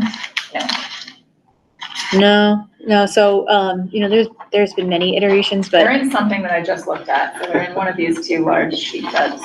the big sheet sets that you got, you're probably looking at 1030, because at the last meeting, I believe you guys brought in a big set and you gave it to Julie, but Since the last meeting, we submitted a new set of plans, and yeah. that set of plans was missing the C7 series. It should say on the top there of that sheet you're looking at right now. Right there, right above. No, that's not. I just can't read. I'm No, sorry. There, it's okay. So is the C7 on there? Can you pull them up? Yes, I'm pulling up right now, so hold on, let's see, we wanna look at. I see one there. I see, okay. So do you wanna see it for phase 1, 2, 3? Start with 1. Okay. So it looks like, is this hatched area? It's loading, sorry. It's very slow. So basically, the settling basins were located in areas where there's gonna be, construction where it wouldn't be as easy to direct, development where it wouldn't be as easy to direct the, water towards the areas of the permanent basins. So, when construction is going on in here, to prevent any runoff from going into the wetlands, we put a temporary settling basin at the borders to allow for, during construction, to, runoff be directed to those basins. And so how are those going to be drained then? They will have like spillway overflows, but in the stormwater report we sized them to take on, I believe it was either 10-year or 25-year of the tributary area that's actually going to the sediment basins. So this one So it is, would be a riprap spillway type overflow. so this one is basically situated above the wetlands. I don't know what that distance is there, but my concern is what protections are going to be in place for material coming out of there to make sure that it's properly cleaned before it makes its way to the wetlands. I don't think it's typical to clean temporary runoff. Well, we certainly don't want you putting silt into the wetlands, because I don't know if you Well, were paying there is- attention to the there other is meetings we had silt on fences, enforcement John orders while Waddle. you've been here. There is erosion controls on the backside there. You mean if they de-water it? Like where the water? Well, ultimately, those basins have to empty. Right. Right, and so they're either going to overflow over the spillway or, Infiltrate into the ground. but probably not based on what you've been telling us about infiltration. So, So most likely they'll fill up, they'll have a chance to pound, and any heavy silt or any heavy sand will come out of it. And then it will overflow and then filter through the silt fence. But you won't get a big chunk of material, like a couple of yards of silt or something through there, because it'll end up in the bottom of the temporary settlement basin. and what are your plans if we get a big rain and suddenly all your temporary basins are full and they're not draining fast enough? When you say full, you mean full silt? Or water, both? Just not functioning to continue holding water the way you need them to? Well, they're intended to fill up and get 95% of the silt and sand will come out of it, and then it overflows and filters through the silt fence and whatnot. And then you're getting water that is 98% clean before it goes into the buffer zone or the wetlands. But what if we have a summer like we did this summer, where we get large rainstorm after large rainstorm? They're filled, they're not draining quickly enough, and there's not enough capacity to allow for settling time.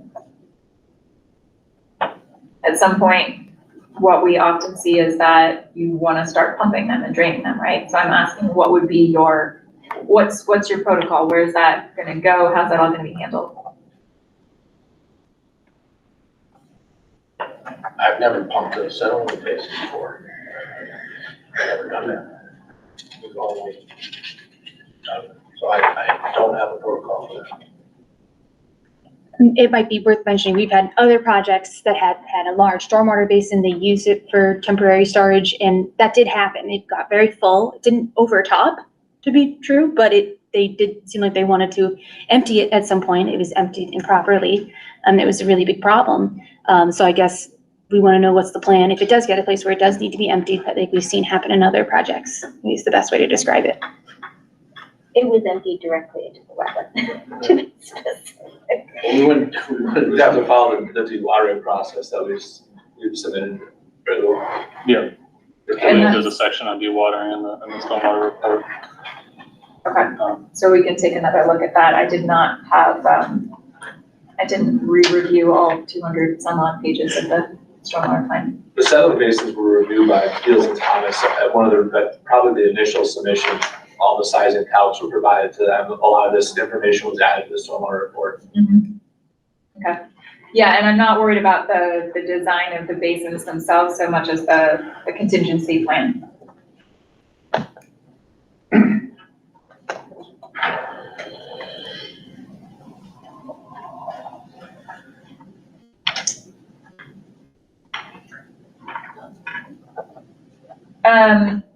The ENS per phase, is that the same sheet that we're looking at? Yes, should be, yep. I believe that the phase 1 ENS needs revised to encompass the whole site because all of the drainage is in phase 1. If I'm missing something, can you please point out to me what I'm not seeing? I'm sorry, can you repeat that?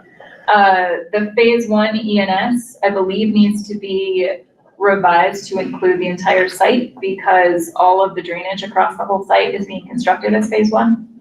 So you would need ENS around all of that active work area.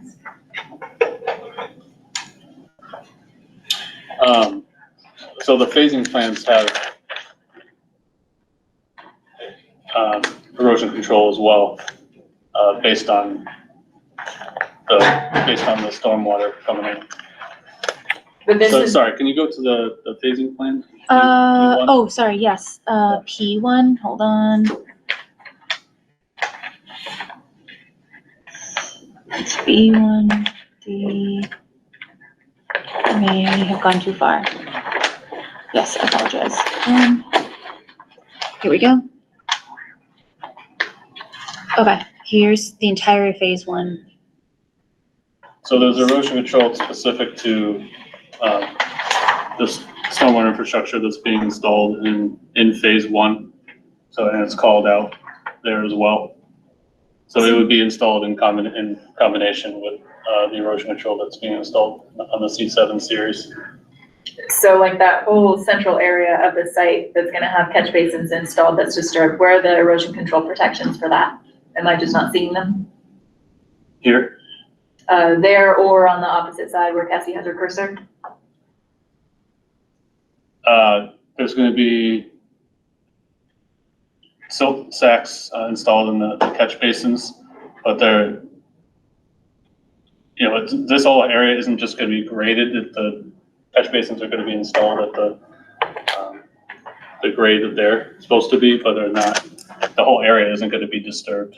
Does that make sense? But you are gonna have equipment going across there, stirring up soil and. But it's outside the 100-foot buffers on those areas. But They have 100 feet of treatment before them. that's irrelevant for the purpose of stormwater controls though. Do you want to see additional silt fence around every catch basin that's installed, or, I think whatever The only you're areas- anticipating for the traffic path through there that's gonna get disturbed during that piece. And whatever the active work area is where you're doing excavation should have some sort of protection. It may be that for this purpose, it's something simpler and it doesn't need to be the full silt fence. Maybe this area can be contained, arguably just with wattles, but I think if there's active work going on in those areas, I think there needs to be some sort of, Yeah, I mean, sediment for the barrier. installation of the stuff, I mean, I don't think the equipment's gonna be going back and forth a lot, you know, it's gonna go out, it's gonna dig, come back. You know, I don't think it's gonna disturb it to the point where there's gonna be a lot of sediment running off. The areas, you know, they come out here, they're gonna dig this hole, and I could see maybe putting, sorry, I keep touching the screen. Okay. It's touchscreen though, so yeah, sorry, I just Yeah. remembered that. I could see maybe putting straw wattles on the downslope side of where the catch basins are being installed. Is that at every catch basin, or is that adequate, or? What do others think? Sounds fine to me. You know, along the edge between basins R3 and R2, maybe, or a little bit close to that steeper slope.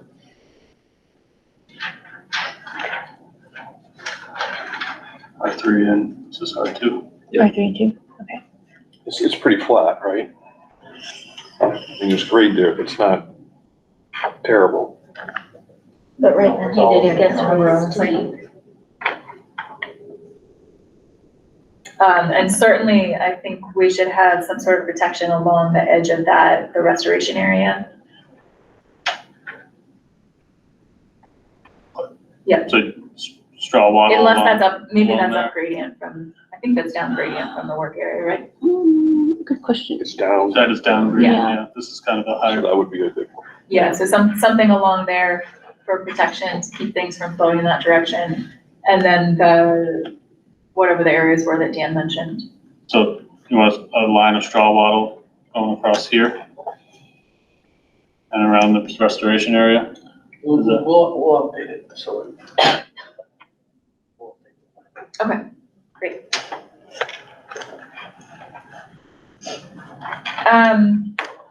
We had discussed a water control plan for the bridge footings install.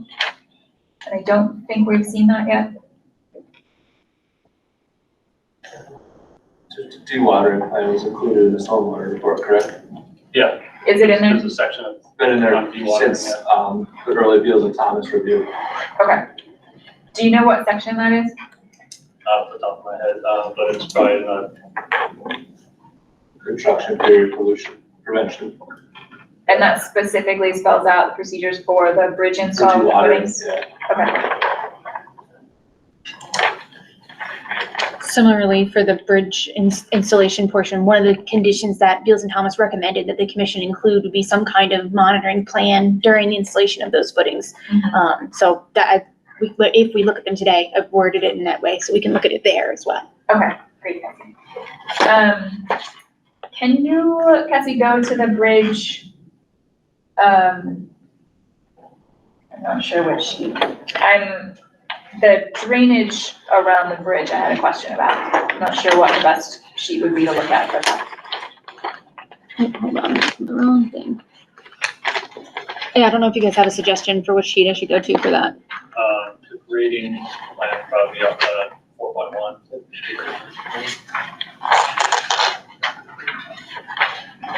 Okay, 4.1 doesn't have the crossing area, hold on.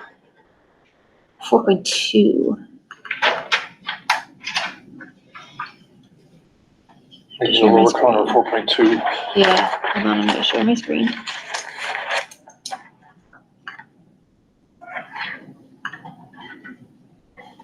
Okay. So I'm in this lower corner here. It's as much as I can zoom in for this. And does that have sheet. the drainage infrastructure? Or do we need a different sheet for that? One catch basin is noted, if I'm reading this correctly. Okay, where does that drain to? It drains to this detention pond right here. So it's And collected and then it goes back to the hydrodynamics separator. aren't you collecting it at a low point? How is it getting to the basin?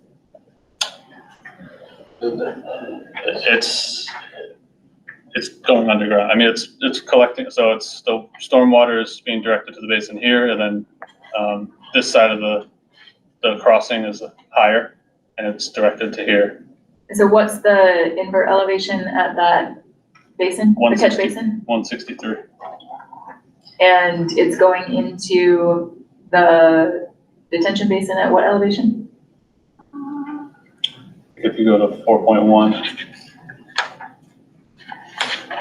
Oh, here we go. Here's the rest of the basin. So you can kind of see the catch basin again, right on the edge here. There's our catch basin. I'm sorry, can you go to 6.1? Oh, yeah. It's gonna have that invert information. Hold on. Okay. Here's our catch basins loading. Hold on, it's getting there. So it's entering this basin at 158.5. So the catch basin is at rim elevation 163. Invert into the basin is 158.5.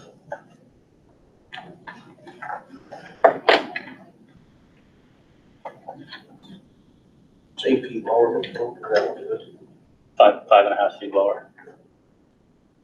Okay, it's hard to envision how that's possible if you're collecting it where it sort of dips down to that bridge, but The bridge is elevated, how high off it, like above that low point, that's really what it is. so the bridge is quite a bit higher than what it shows now. Right, we Okay, pretty much designed it to be able to get the water back into it. okay, all right, that's what I was failing to imagine accurately, thank you.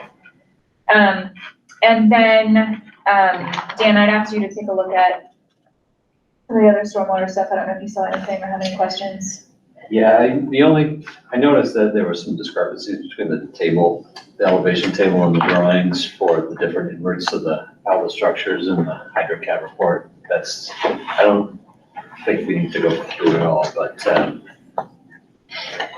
want to just make sure those are all squared up, If they were the same ones, Gills and Thomas pointed out, one or two as well. We did fix those, so, I'm not aware of any other discrepancies. okay. Should I pull up the stormwater report up here? Is that helpful? or- Yeah, if you'd like to. I will. See the hard copy. Some of this. Not, I don't have one. It was too big to print out. The printer broke when I was trying to do it. So, But let's see, so what was the table you were talking about for the HydroCAD? sheet D2. to that note, it would be helpful if we could have a print copy of the current stormwater report. Yeah. It's a hard document to scroll through. Sure. Thank you. Sorry, I didn't ask for that earlier.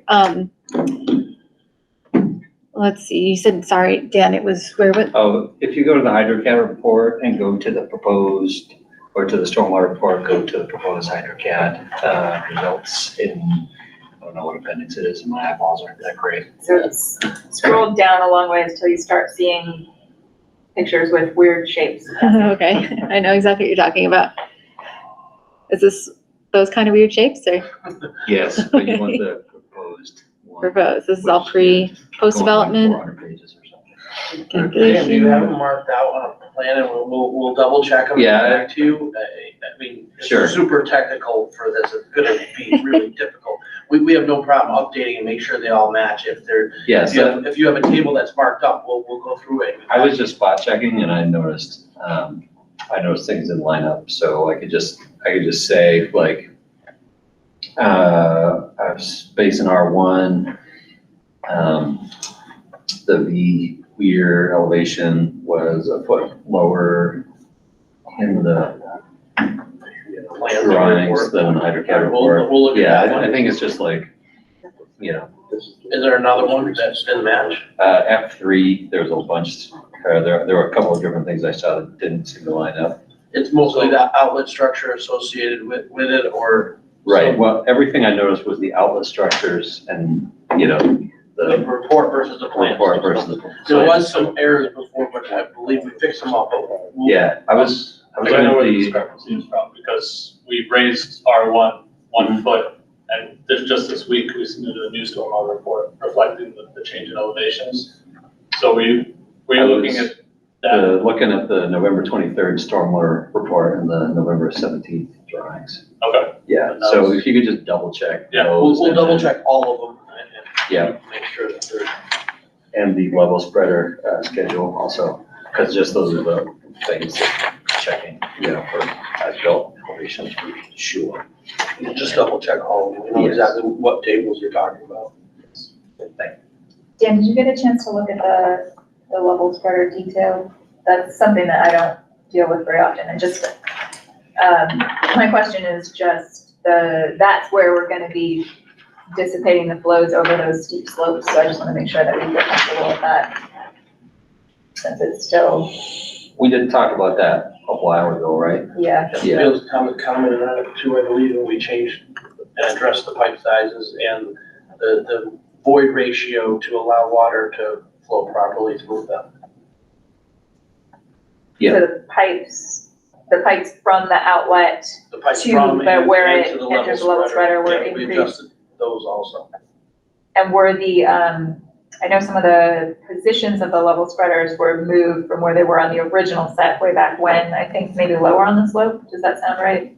Yeah, from way back when, we did move a little lower because we believed that would be safer if they were on flatter ground. Okay, We don't want to discharge up high because you could get erosion at right, that point to the wetland, so bring it down to the safe elevation where it doesn't cause erosion.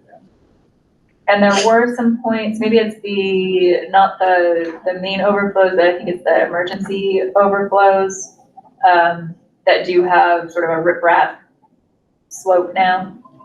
Yeah, so that was recommended by Dills and Thomas, so we brought the riprap slope all the way down to basically the level of where the level spreaders are.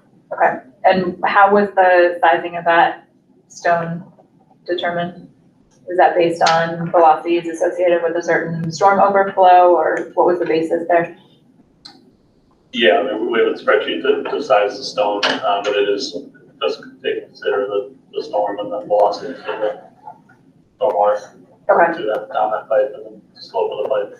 Because that, I know that was one of our early concerns, was the potential for erosion from those overflows activating. Anything else you saw? Nope. Okay. Questions or comments from other members of the commission? Two quick questions. There was discussion a lot about planting salt-tolerant trees and red maples. I think it was said that they were, but I read that they actually aren't salt-tolerant. And there are actually a few salt-tolerant species that are seed trees, and I just wondered in terms of like preserving agricultural land, if you guys have thought about planting like calorie pears and sergeant cherries, like there's other trees. And also, I just don't know if the red maples are gonna make it if there's salt happening to them along the roads. So yeah, again, we're going off the Mass DEP list in the stormwater handbook, I and know. it does list them as a salt tolerant species. We planted a lot of red maples next, shade trees next to roads that have been very successful. I'll leave it to ask him whether he's okay with changing. We're up to different varieties, whatever, if it's a salt tolerant tree that DEP suggests, I don't have a problem with it at all. Well, there was just so much back and forth about it. I actually did my own research and it says they're not salt tolerant, so I'm not DEP. Yeah. I shouldn't try to argue with DEP, but. We're in a tough situation, it's like, we're trying to follow DEP. You may be right, maybe they are, not salt tolerant trees that are that well. I'm just trying to do the balance, I guess. Right. We can, how about this, the next revisions, we'll do a little bit more research on them, on that red maple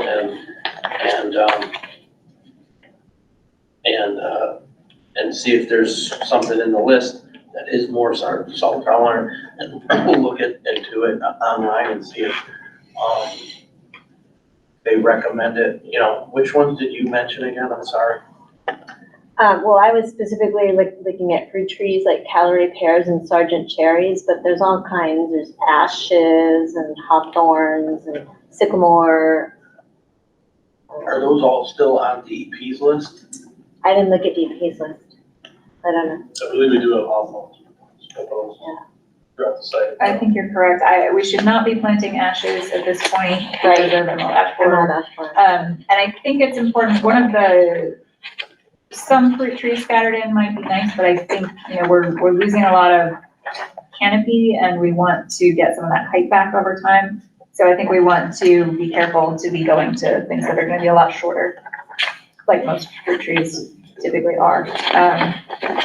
So if you could just confirm or maybe bring us the reference on what you're seeing for salt tolerance. I don't know if you have an arborist you work with, if you could get their opinion and just let us know that you've conferred with a certified arborist. But I think, at some point we have to kind of balance those multiple issues. Yeah, for sure. And the only other question I had, and there was a point where I think it was a comment from Garrett Stover for Comet Conservation Trust. He was talking about how even though you had moved one building, that it was not in the area where the slopes that would be affected. It was not in the areas most sensitive or likely impacted around slope. And I ran out of time to research if that had been addressed. And I'm just curious if the slopes behind those buildings that are really close to the slopes in the back, if any more attention has been paid to addressing concerns around it. I walked the site multiple times, and we didn't move the one building, we deleted the building, we deleted the entire building with the roadway and the parking lot in that area that now we're gonna preserve and record. And that area was by far the most, beautiful or most difficult to develop too, and that's why we chose that one. There was some really nice natural features over in that area. The brook actually turns, where the brook is running on bedrock. And it's a really nice, beautiful area, and there was a very ornate tree in that area too, and that's why we deleted that. And in addition, the areas that he did speak of the slope, we moved those buildings, anywhere from 8 to 20 feet away from the slope, further away than we already had them. And knowing the soils in the area and the construction types, we know that we're not gonna have an issue with that. Okay.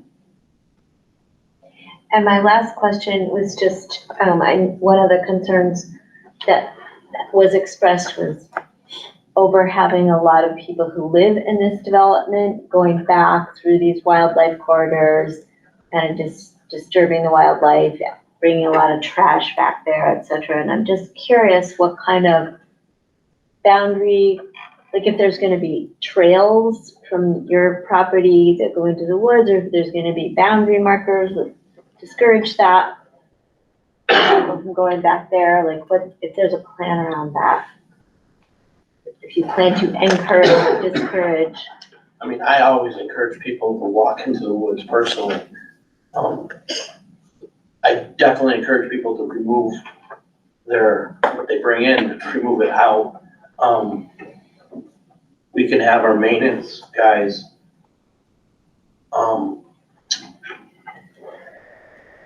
make sure that they're not leaving trash out there, but I would hope that the residents would be allowed to walk into those areas. I think it's great, to be in nature, and in my mind, it's just like a state forest that you get to walk through. Never gonna get developed, but I do want the residents to be able to walk in there. I don't want trash in there. We won't tolerate that as a management company. Yes, it's another one of those balancing acts between wanting people to walk in nature, but not wanting to disturb the wildlife that live there. I wonder if for the permanent marker condition, we would only require the permanent markers within areas that approach jurisdictional Right. space, so it wouldn't necessarily be the entire site, but it should have some kind of signage or something that says like this is entering, a jurisdictional space. So that might approach at least being a notice to residents. I don't know if that is maybe achieving what you're concerned about, Sarah, but that maybe something to consider? Maybe there's some things akin to that the commission could ask for, or?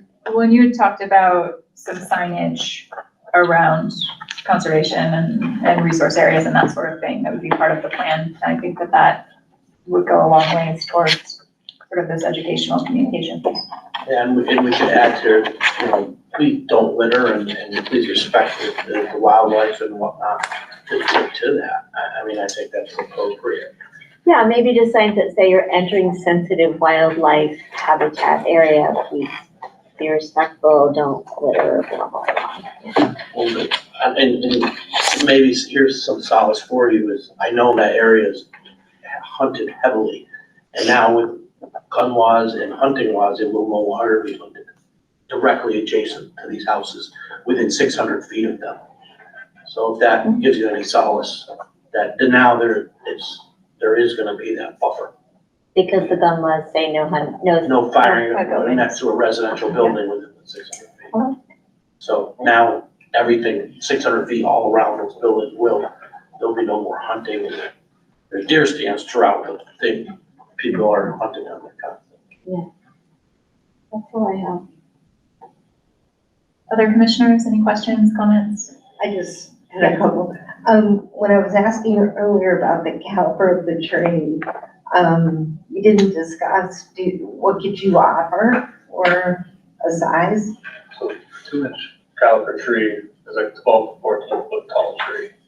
So we upgraded it from 1.5 inches to 2 inches. So there's one tree that I believe it's the hawthorn that was specified as 1.5 inches. I didn't upgrade it on the plan, but I can upgrade that to 2 inches. That's, Well, all the other ones are 2 inches. yeah, there's one tree that's 1.5 inches caliber. Right. That's what's typical for that species of tree, but we can up it for when you're first planting the tree, but we can up it to 2 inches. That's what you're asking. So how big would a 2-inch caliber tree look like? So a 2-inch caliber shade tree is typically 12 to 14 feet tall. You mean once it's, When it start, when we buy it, then it goes whatever, 50, 60 feet, That means that depending on the it's species. 2 inches around at the trunk probably at DEH, right? Yeah. Which is chest height. So it's this big around at chest height. When they plant it. so is it a cost issue or, that you couldn't give us larger caliber? Because again, we're losing canopy to. It absolutely is a cost issue, and it's also an availability issue. Nurseries don't generally carry trees much bigger than that.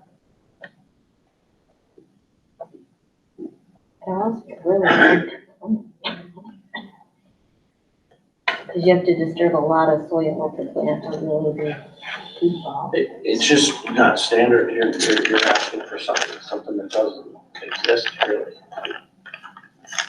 And so I'll ask one more time, is there anything else you can do to offset removal of all those acres of trees? And to save some more mature trees or add some more plantings? We did everything we could do. I mean, we've gone way beyond on a lot of these items. We really, in this project, we really didn't cut down that many trees. It was not even 10% of the lot. Was it 15% of the lot where we cut down trees? There's so many other projects that it could be 100% of the projects cutting trees down. We really stayed within the golfing range and the pasture area. So we didn't really cut that many down on this job. It was 34 acres. Out of the 34 acres, we cut down maybe 4 acres of wooded area. I mean, we designed around not doing that. Well, if you come across something and you like to offer more, that would be great. But do you want to go up to the 2-inch caliber? Yeah, we will update the plan to show it from to a 2-inch caliber. And I think the conditions reflect the spot adjustment. You don't have to go around a tree as you're building. Oh, yes, we do have that. Yep.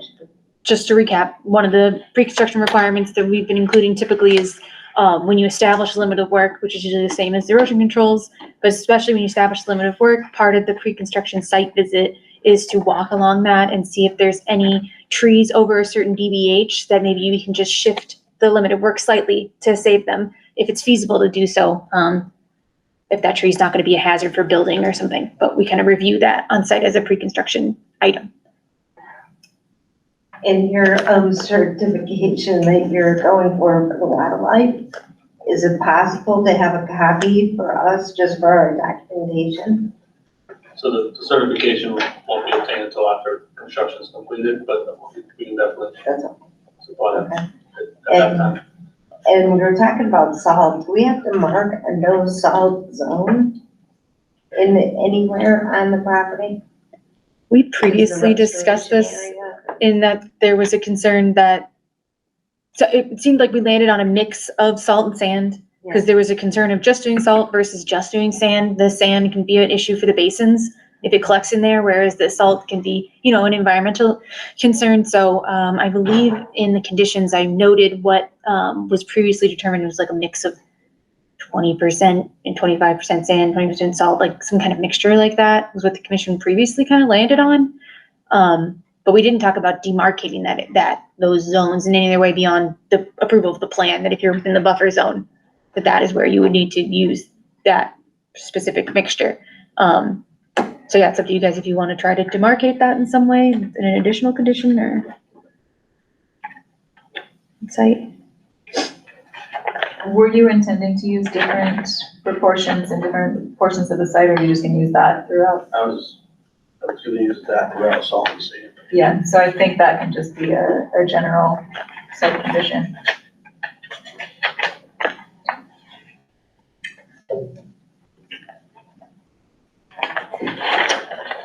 Commissioner Whittemore, anything? Ryan? All set. I'm set. Please. Okay. Cassie, do you want to open it up to public comment online? Yeah, sure. Hold on just a second. Okay, folks, so if anybody would like to make a comment online, you can use the raise hand function. That'll put you in line, and then I'll call on each person as we get there. If anybody online here would like to make a comment.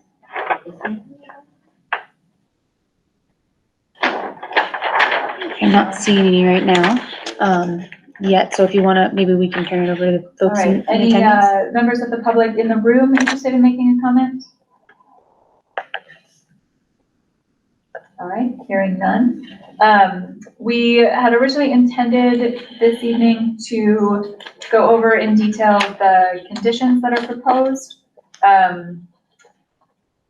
I will open it up to commission and the applicant, whether in the interest of time, being that it's already 8 p.m., if you want to do that this evening, or since we know you're going to be coming back with some revisions, would you rather put that off until next time?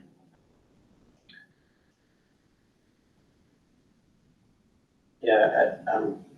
Done for the night? Yeah, for the long night. Sounds good to me. Yeah. I appreciate your And then- willingness, to be honest. Hopefully we'll get these changes all done and get those 7 series in there and kind of clean up and make sure the tables are done. So we have a lot of homework still to do. Great. And then maybe next time we can work out Sounds the good. minor details. And if you preliminarily, I sent you the draft conditions. If you have any questions about them, you can maybe email me a list and I can try to help you understand some of them beforehand if that's okay with the commission. Yeah. But yeah. And I was going to ask the commission, we can't discuss outside of public meeting, but if commission members could review independently if you have not yet and come with any comments, that would streamline that conversation then, so it can be a little bit, hopefully, more We can efficient work as off the well. document you distributed. Great, Thank you for your time once again. thank you. Can we, just to wrap up, can we have a motion to continue until, what is it, December 11th? At 6 p.m. We'll make that motion. Second. All those in favor, roll call vote. Whittemore? Aye. August? Aye. Buttrick? Aye. Carr? Aye. Weeks? Aye. Ryan? Aye. Motion carries. Thank you for your time. We'll see you Yeah. next time. Thanks, everybody. Thanks. Cassie, these are copies for everybody, right? Yeah, yep. So I'll pass these down. You Yes, wanna thank you, please do. have a copy? And just anybody who's here, if you didn't sign in, please sign in before you get a chance, but I think everyone did, so. That's the sample Oh. conditions. Draft condition. Yeah, okay.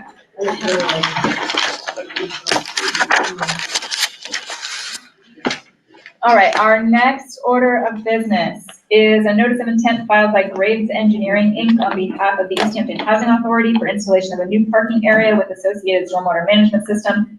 Map 157, lot 57. This request was filed on November 21st of 2023. And it looks like we're still waiting for the Mass DEP file number. No, sorry, I got it after I submitted the agenda, so the file number is, correct me if I'm wrong, Ronald, I think it's 151-0336. I don't have it right up in front of me. Hold on, I can get this. Yes, sorry. Hold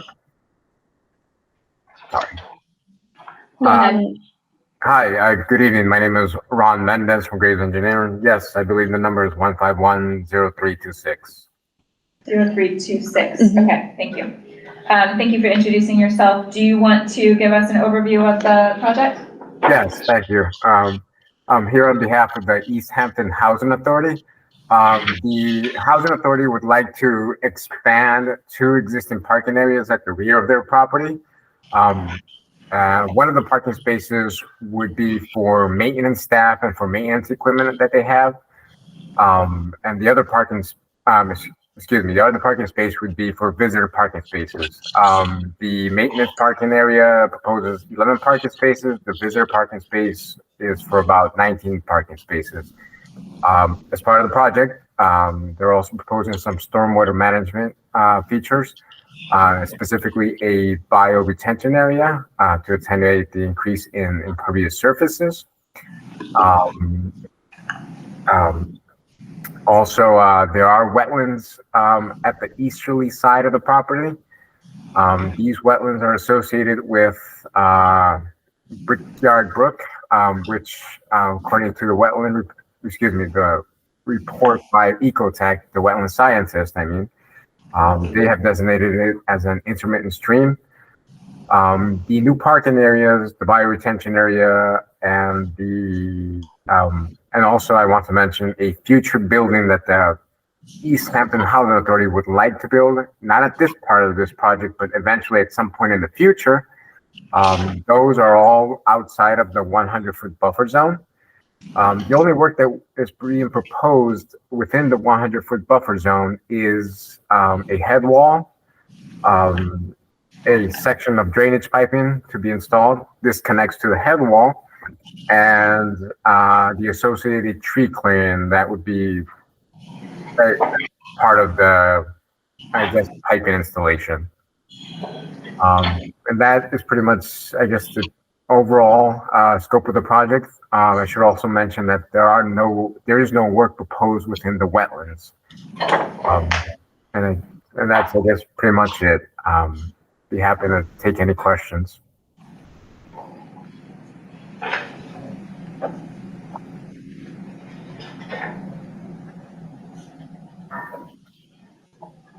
So Cassie, on the plan, could you point out the areas that are within jurisdiction for us? Yes, so on the screen here, this kind of dashed line, if you can see it, my cursor is kind of moving along it right now. That's the 100-foot buffer zone. And the wetlands extend, the buffer zone extends to the right here. And so this kind of central line is where they're going to do tree clearing is proposed. Then we've got the head wall, and then the wetlands are right along here, indicated by these diamond shaped for the flags. So, yeah, does that make sense to everybody? Or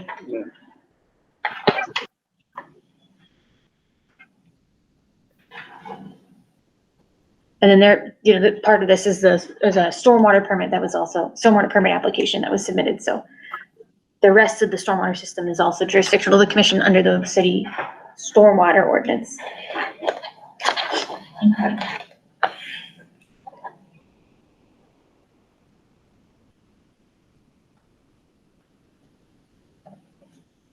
Do we know how much tree clearing is happening? So you might be able to say, Ron, better than me, the square footage of tree clearing, but maybe I should scroll up.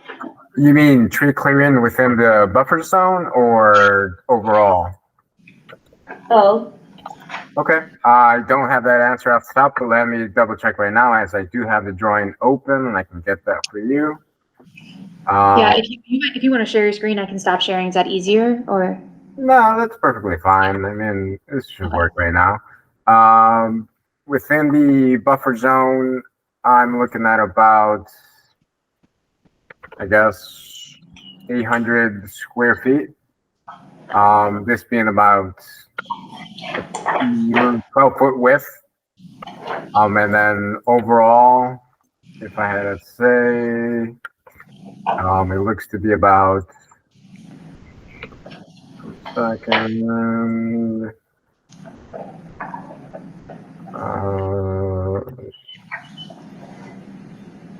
about 2,100 square feet.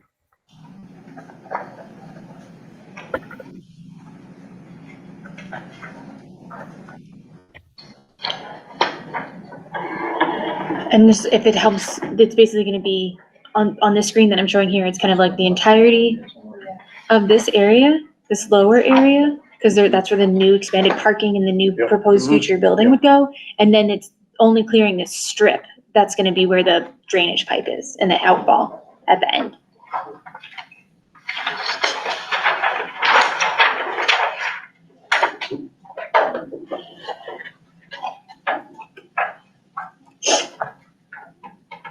All right, I'm sorry, I'm still getting my head around the relationship between the existing buildings and paved areas and the addition. So, I'm looking at C104, and obviously anything that's the darker lines is new. So all of the buildings are already existing, or is one of these the building you were describing as potential future? Only one building is a future building, that being the future garage building, which is, according to the housing authority, they want it to be about 1,200 square feet. Everything else is existing. Okay, so building 10, is there additional paved area around that just doesn't show up on these plans? Yes, there is indeed additional existing paved areas, let's say to the north of that building, but it's not shown over here on the plans, as it's not part of the project per se. Okay. The only area that is being considered is where there's an existing shed, let's say to the left of building 10, the community building, if I'm not mistaken, also to the left of building 10, and there's an existing also maintenance garage to the left of the shed.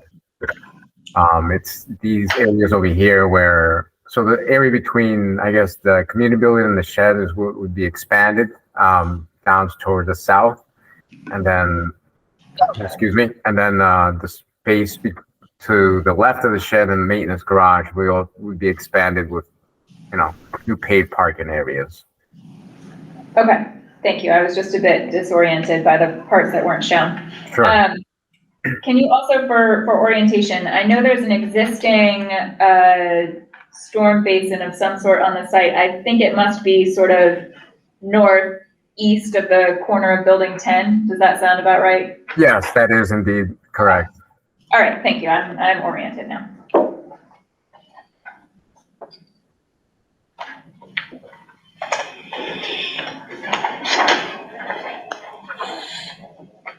All right, so everything's being collected in the new basin at the southwest corner and then directed via a buried drainage line out to the head wall you were describing, which then ultimately will flow to the stream. Is that correct?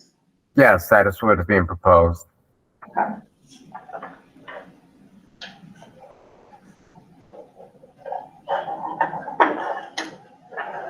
And so as far as clearing, Cassie, can you just point there, the limit of clearing shows just sort of that narrow strip where the drainage line is going to be put in place. And I presume the intent likely is to keep that clear as a drainage easement? I guess I guess no easement per se, but essentially just keep it as a drainage line. I mean, excuse me, and open it up for just the drainage line installation. Once it's installed, then it'd be vegetated accordingly, so it kind of grows back to its natural state, more or less. So would that be allowed to, would trees be allowed to be replanted over that, or would it be mowed in perpetuity to keep it accessible? I would say it would have to be mowed in perpetuity for accessibility in case anything happens. Trees might actually, they could be, they could damage the line. Okay. And can you walk us through the plantings that are proposed? Sure. Excuse me. On sheet,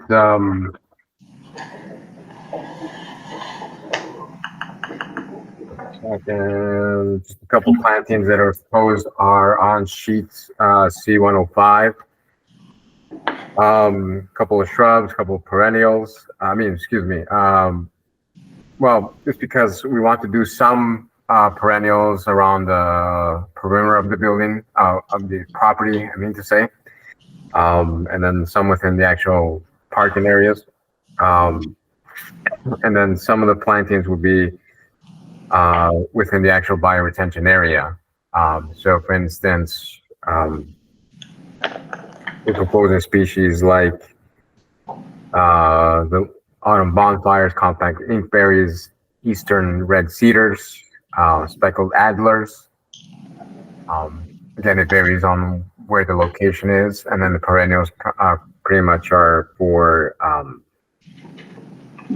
aesthetics along the parking areas.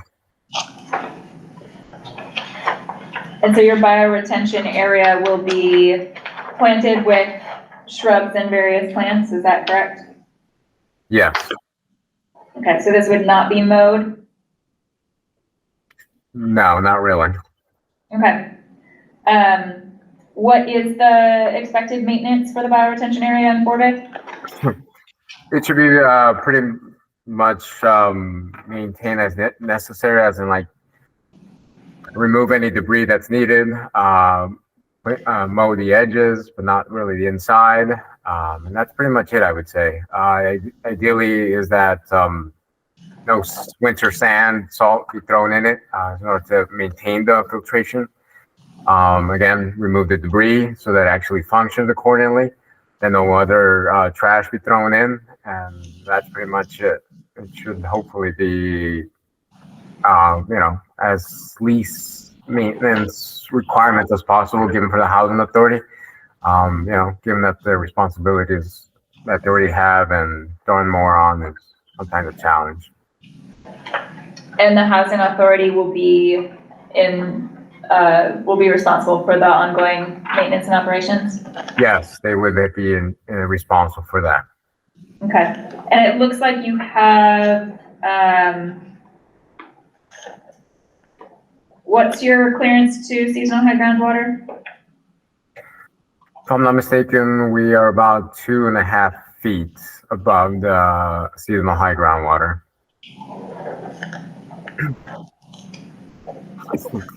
Is it possible at this location to get a 3-foot separation? No, if I'm I want to say that based on what we have it as, no, looking at the soil logs, we just have a bit over 2 feet, 3 feet, honestly is not something we can achieve. Where are those soil logs? That would be on sheets C104, soil testing data up near the center of the sheet. Looks like the indicator of groundwater is about 80 inches deep at those spots. Where are you? Oh, here we go.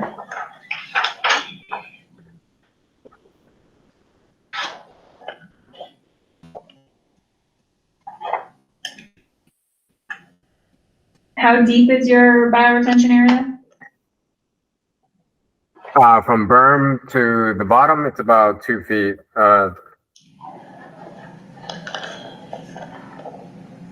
And then it has a 2-foot media filter, or I mean the 2-foot excuse me, layer underneath. So if let's say 186 is the bottom of the bioretention area, we're at 184 with the bottom of the soil media, and then we had indicated the seasonal high groundwater at about 181.8, which I guess puts us at about 2.2 feet. So you actually have over 4 feet from the bottom of the basin to seasonal high groundwater, but you were measuring before from the bottom of your soil mix? Yes, that's generally the criteria that's used, that whatever you have, I guess, from the bottom of the soil mix, we try to keep 2 feet above the water. Okay.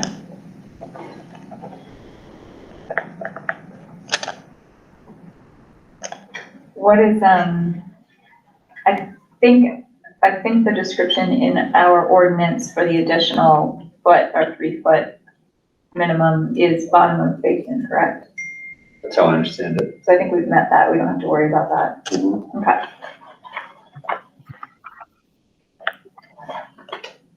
Questions?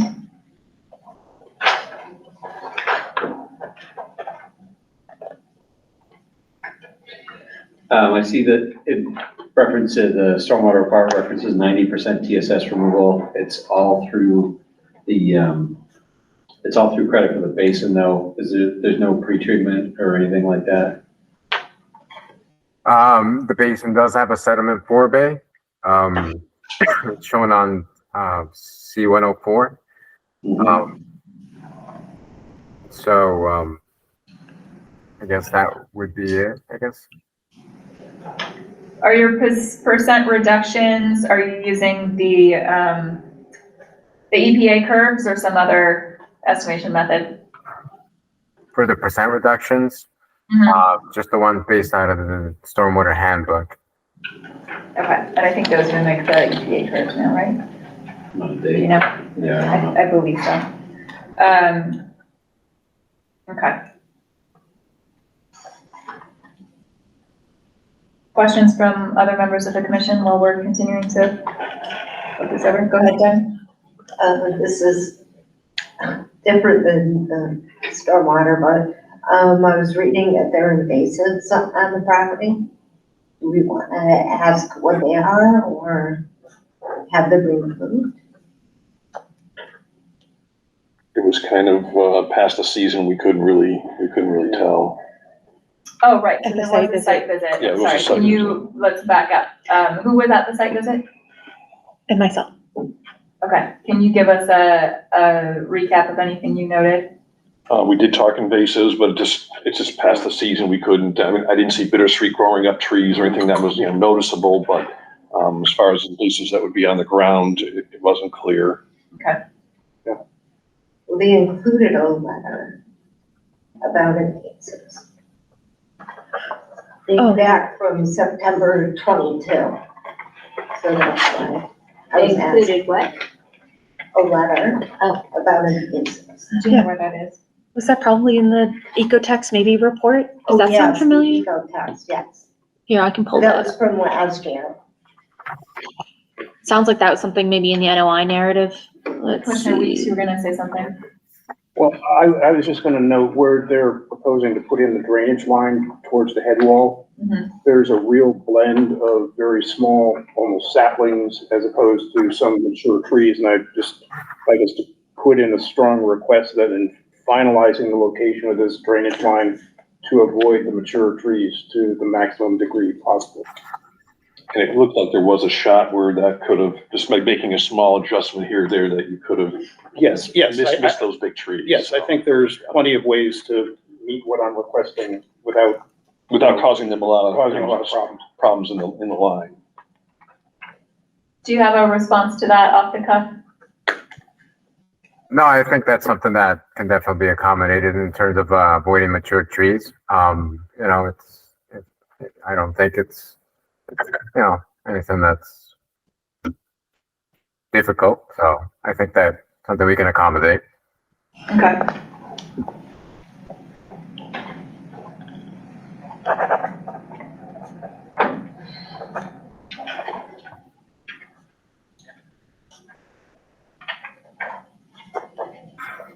Did you find that letter, Kathy?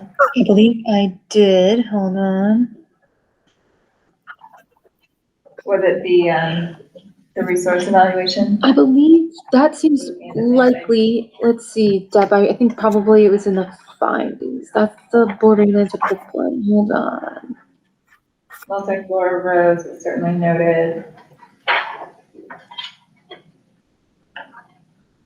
Trying to see if it's like in one paragraph.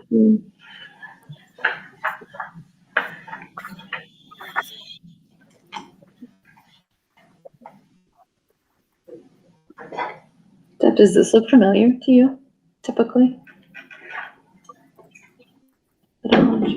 It said Oh, September here we go. 2022 and Yes. listed the maintenance. Perfect. Yeah. So let's see this second paragraph here. This is from the Ecotech review, and this letter from September 13th, 2022. It says that the subject site consists of 2-acre parcel located in the southern portion of the residential property to the east of 99 Holyoke Street. The upland portion of the site consists of existing residential buildings, lawn, landscaping, and undeveloped forest. Plant species observed include eastern white pine, black cherry, red maple, and sugar maple trees and/or saplings, poison ivy and Virginia creeper, climbing woody vines, American witch hazel, and multiflora rose, and bracken fern, grasses, and hay-scented fern as ground cover. And then they describe the wetlands. Okay, so the only invasive listed there is multiflora rose. And I didn't really notice it, so there probably wasn't a lot of it then, because that still would have been present at this time of year. Yep.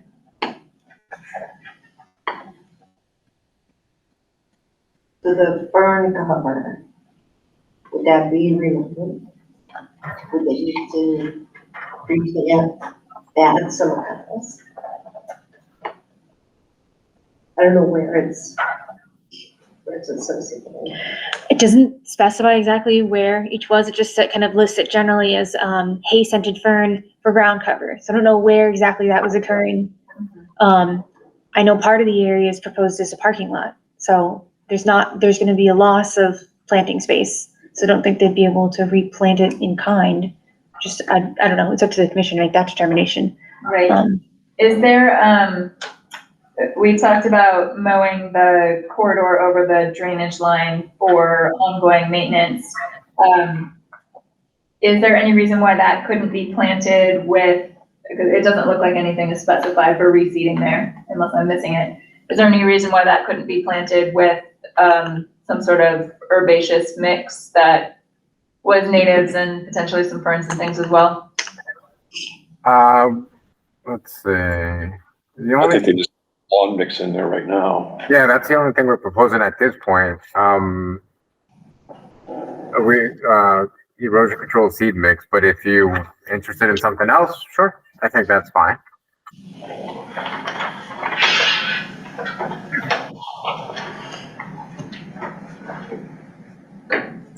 So maybe take a look at whether the conservation, because there's not much of a slope there, correct? Are you concerned with controlling erosion in that area? Along the maintenance line, it's flat. It was pretty It flat looks flat, right? until you get to the bank area. Then it goes. Yeah, so I wonder if something like the conservation mix maybe would be appropriate, and then a limited mowing regime of, once or twice a year to allow that to have some habitat value. Sure, why not? What was the mowing regimen you mentioned? Just once or twice a year. just to keep woodies from establishing over the line, but otherwise allow it to be fairly naturalized.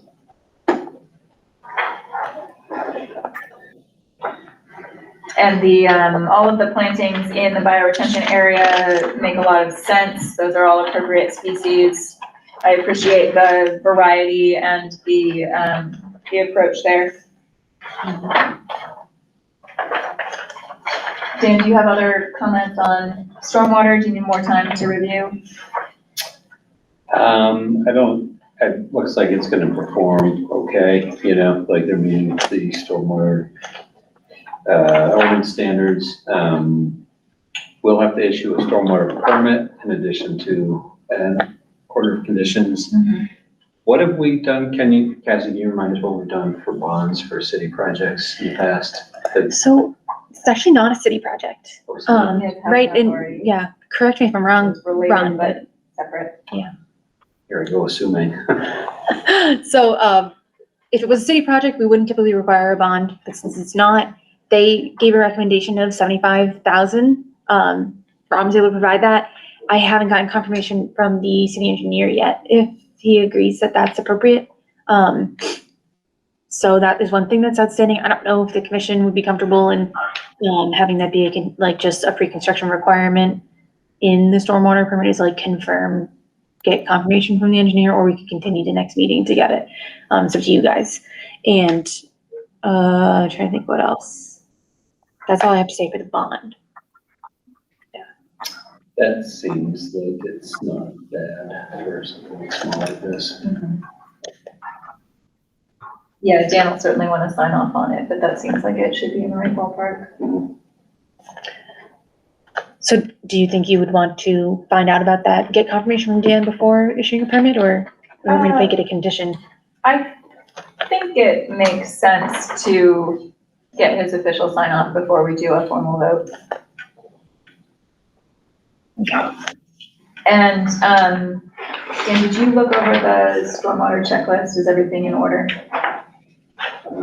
I did not really look at it in much detail, but Okay. The only thing we talked about on site was the size of the riprap. We had a question on the Right. size, so if that's something that Dan can comment on, what would be, 9-inch size piece there, or something that, 6-inch, whatever. We weren't sure what, You're looking at on the outfall. the riprap apron section? Well, there's Is that where we are? There's a concrete head wall, then there's riprap that, Which detail are you, or where are you looking? where the outfall goes into the, basically where that stream is. Where is it? Oh, here. No. Riprap apron. It doesn't say the size of the riprap, so I don't know if Dan had a comment on what size riprap should be used there. If I may, oh, sorry about that.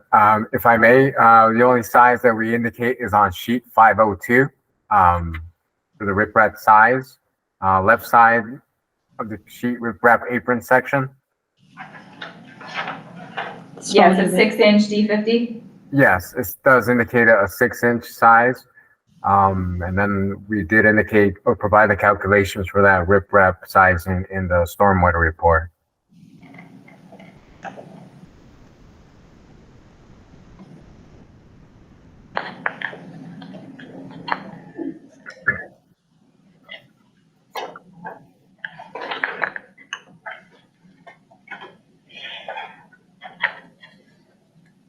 I mean, it seems like it'd probably be okay. What is a 12-inch pipe coming out?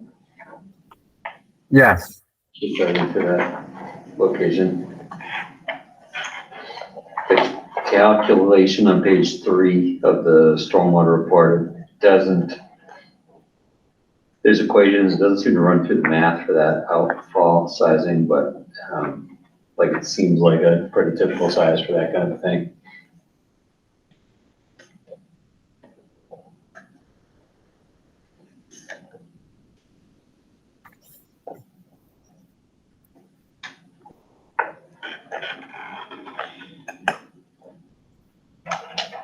Oh, unless it's that's the equation up on top, and then you run it through the math and that, under where it says bioretention area. Yes. Yes, it gives a length and width at a very small size. And you're saying you're just using 6-inch as a D50? Yes. Yeah. So is that larger than the Phelps reveal? Is that what you're saying? Yes, yeah. Yeah, the calcs are saying that a very small particle size would be stable, and they're just using a much larger size. Is there any reason why it would make sense to size that down? No. You may have already said this in your introduction, but is the 1,200 square feet of the future building, is that accounted for in your stormwater calculations? Yes, it is. Okay.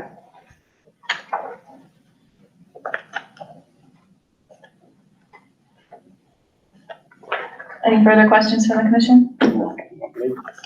Deb? So the erosion control for the slope stabilization, do we want biodegradable? Or does that matter in this situation? Yes, we always look for biodegradable erosion control budget. It's C501. It doesn't say biodegradable, and then there's 3 different choices of erosion control blanket. Where are you seeing 3 choices? At the very bottom, North American Green, Kurtlex 2, or Lamb seed. Can you confirm, I'm only familiar with one of those products. Can you confirm whether those are all fully biodegradable? No, not, they're all not, but we can indicate if you want it, so. Okay, yeah, if you could, indicate a suitable replacement that is biodegradable, please. Okay, cool. And I was just wondering whether there's been any, I realize that the parking lot itself is not in the buffer zone, but is there any thought to using pervious pavement? No, not really, I guess, because of maintenance overall for the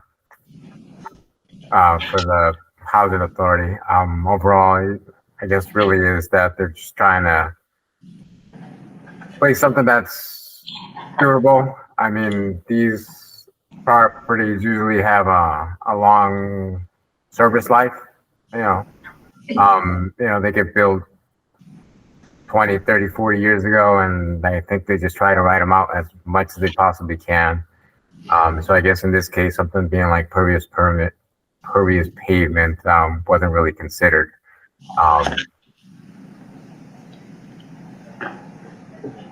It will be pervious by the end of its service life. What I'm saying.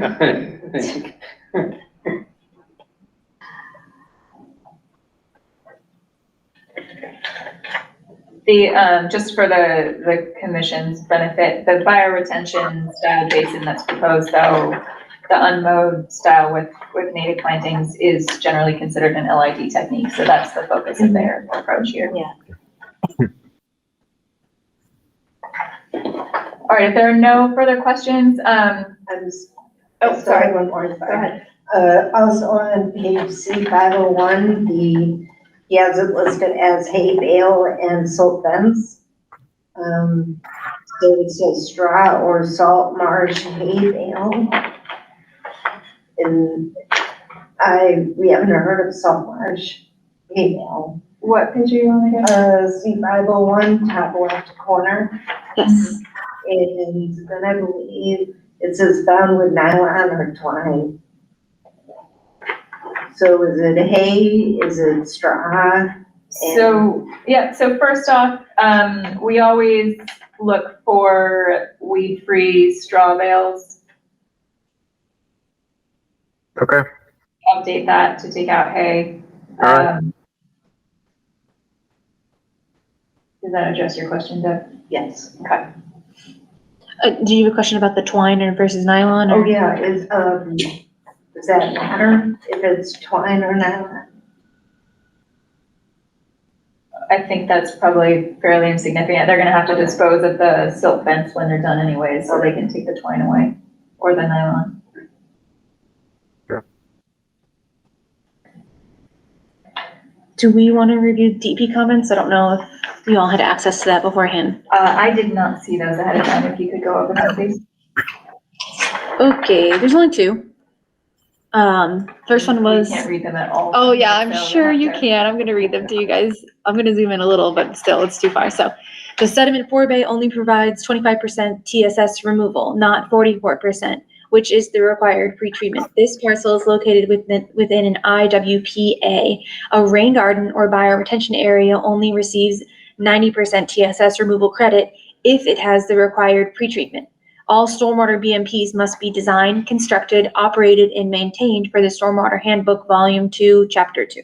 I don't know if you were able to provide a response to that at all, Ron, beforehand. No, not yet. That's something actually I want to verify with my project manager. I guess he was of a different thought. I just want to run it by him, see what the thoughts are. So at this point, I don't have a response to tell you the truth. I'm sorry, Kathy. What is an IWPA? I'm blanking right now. Intermittent wellhead protection area. Ah, thank you. Okay. Which is why he's referencing the particular standard. Got it. Thank you.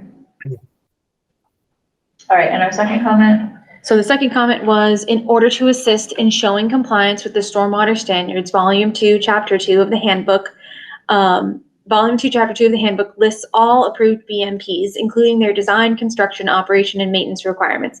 This reviewer recommends that the applicant cut and paste from that handbook into the stormwater report the section, potentially plural, dealing with each BMP, and that the maintenance requirements shown in the handbook be included in the stormwater report. As a reminder, a logbook must be kept detailing all maintenance on the stormwater system, and it must be made available for commission or DEP review upon request. This item should be discussed at the hearing, as this requirement is frequently not met by an owner.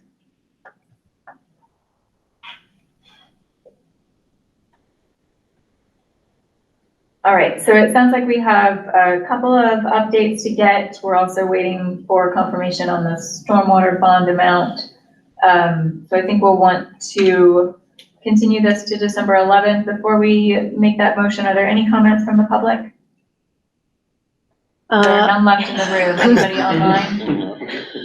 If anybody has a comment, you can raise your hand. If you don't, you can submit anything to me also via email or letter. All right, hearing and seeing none, can we have a motion for continuance? Motion to continue till December 11th. Second. All those in favor, Whittemore? Aye. August?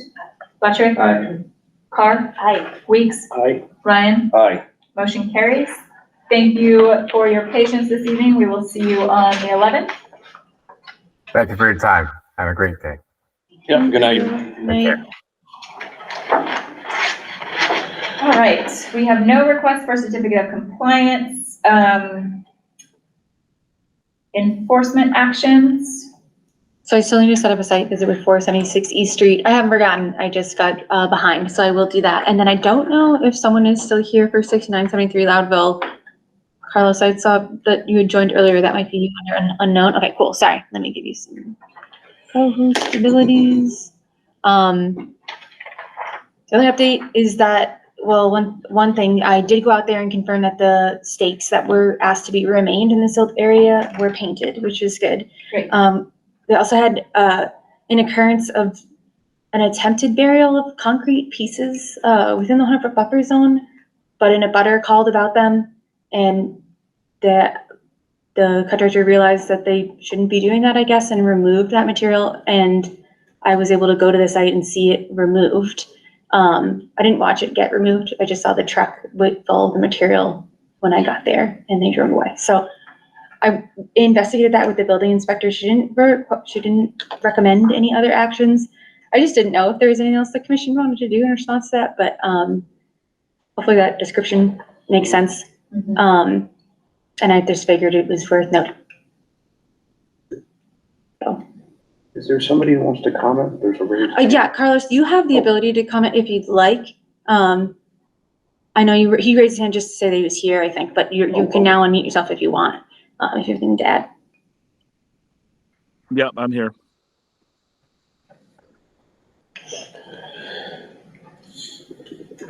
Comments from the commission? So broadly, for the record, Carlos, let me just say that it seems there have been a number of instances at this point on this project of someone from your company doing things that are not permissible and finding out later or saying later that you didn't realize they weren't permissible. So I don't know if you have anything to say in response. No, I actually made that mistake myself. So, I mean, I just got to take ownership of it. And I did not realize, I should have realized it was within the buffer zone anyways. That I didn't realize until Cassie pointed it out. But that is something I should not have been doing, and I rectified it. I'm fairly certain that burying construction waste on the site is not permissible regardless of whether you're in the buffer zone. Is this a practice you do regularly? It is not. I'm glad to hear it. Please make sure that it doesn't happen again in our city. Will do. All right, Cassie, anything further on that one we need to deal with tonight? There's nothing else to do, just a quick update for the in-stream mitigation work. I reached out to Dr. Christine Hatch, and I haven't gotten a response yet. So, but kind of not surprised because of the holidays and all that. So yeah. We'll see if I get something before the next meeting. But that's kind of what we're waiting on for that. And then everything else, we're waiting till the spring to see how the plantings come in. So. Okay. Sounds good. Anything else on enforcement actions? Thank you, Carlos. Thank you. No other notes for 10 Industrial Parkway. I'm going to reach out to him again because he said he was out of the country for the Thanksgiving holiday. I'm not sure if he's returned yet, but I will check to see if he has. Okay. Moving on to open space updates. I don't believe there's anything to report at Equidale West. No. All right. Compliance updates.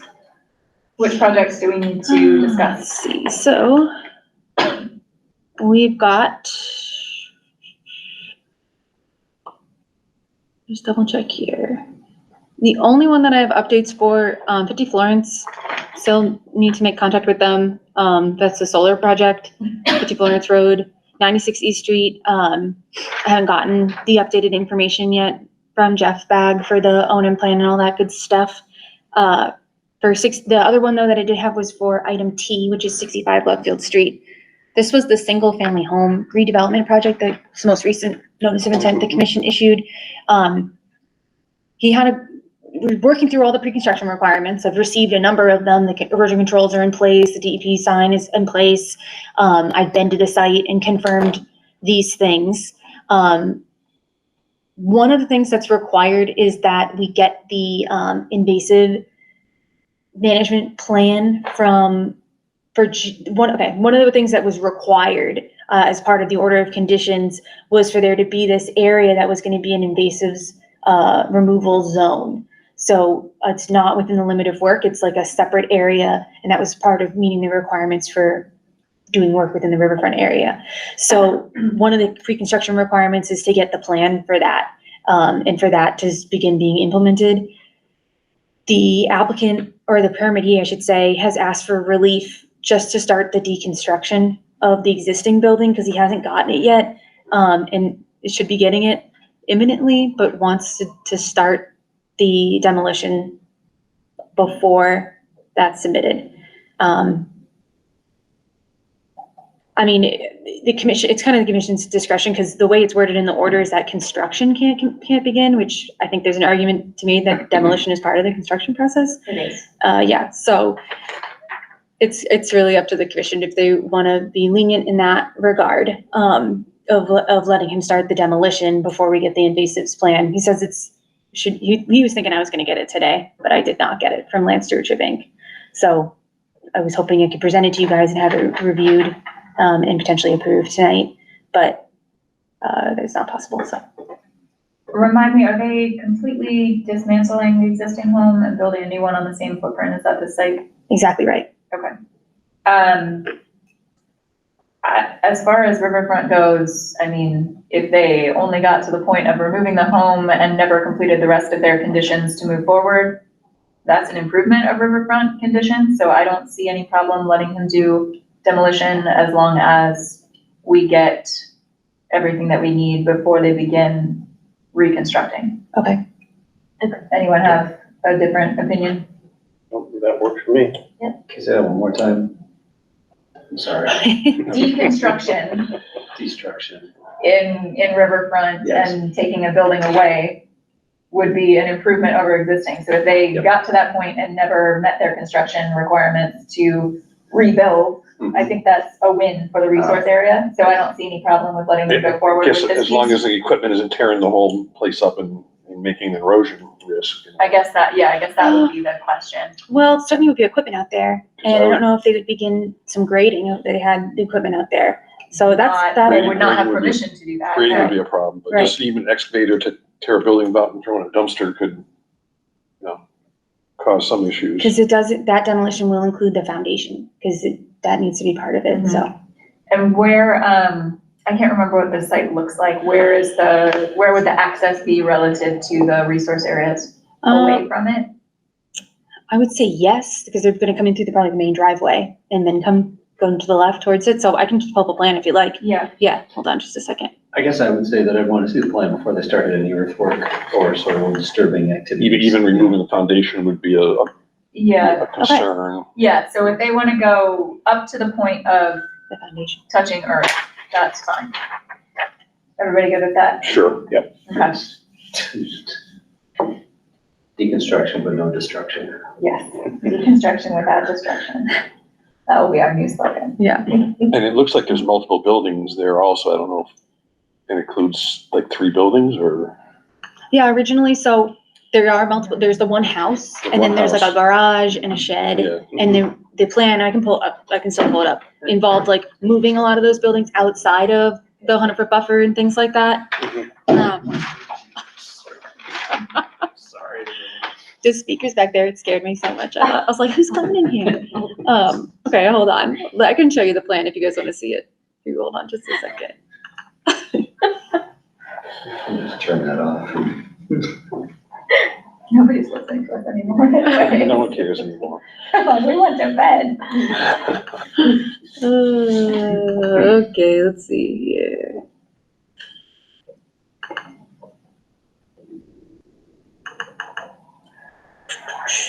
Can you share my What screen? letter is this? I want to say T as in T. Tom. Yes. Oh, turtle. Okay, here it goes. So this is Lovefield Street here. The house itself is within the 200-foot riverfront area. They're relocating both these sheds and this like structure outside. These are gonna be totally removed and shifted. The shed's gonna be moved over here, which is just in the 100-foot buffer zone, I believe, to BBW. And then there's a garage that's going away, and then they're putting in a new carport outside, still within the 100-foot buffer zone, but outside of the floodplain area, the bordering line subject to flooding. Is the one with the ADU and the? No. No it's ADU, not. nope. Okay. Yeah, it's just one house and then this carport and a shed. Okay.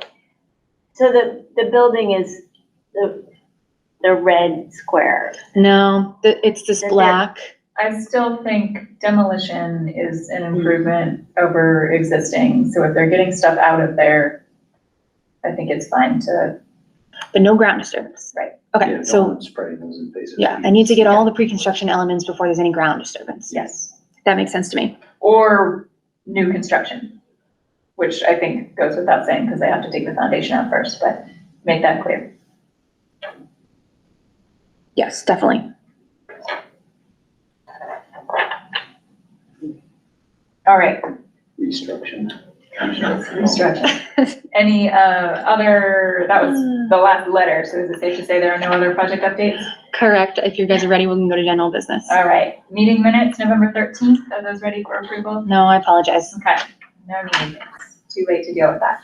Forest cutting plans on Mount Tom, what's that all about? Yeah, so, this is for, the commission previously, discussed this. The commission's role in forest cutting plans is that we often receive notice that DCR, the Department of Conservation and Recreation, has received an application for a forest cutting plan, which is their permit for this type of work. The work itself is exempt under the Wetlands Protection Act, most typically, because it's like an agricultural activity. And so review and approval goes to DCR and their service foresters. But the commission does have the opportunity to submit comments on those applications, and which we did for these three past forest cutting plan applications for 3 large parcels along East Street that are up on Mount Tom, in between, it's not in the DCR property, but it's in between these 2 areas.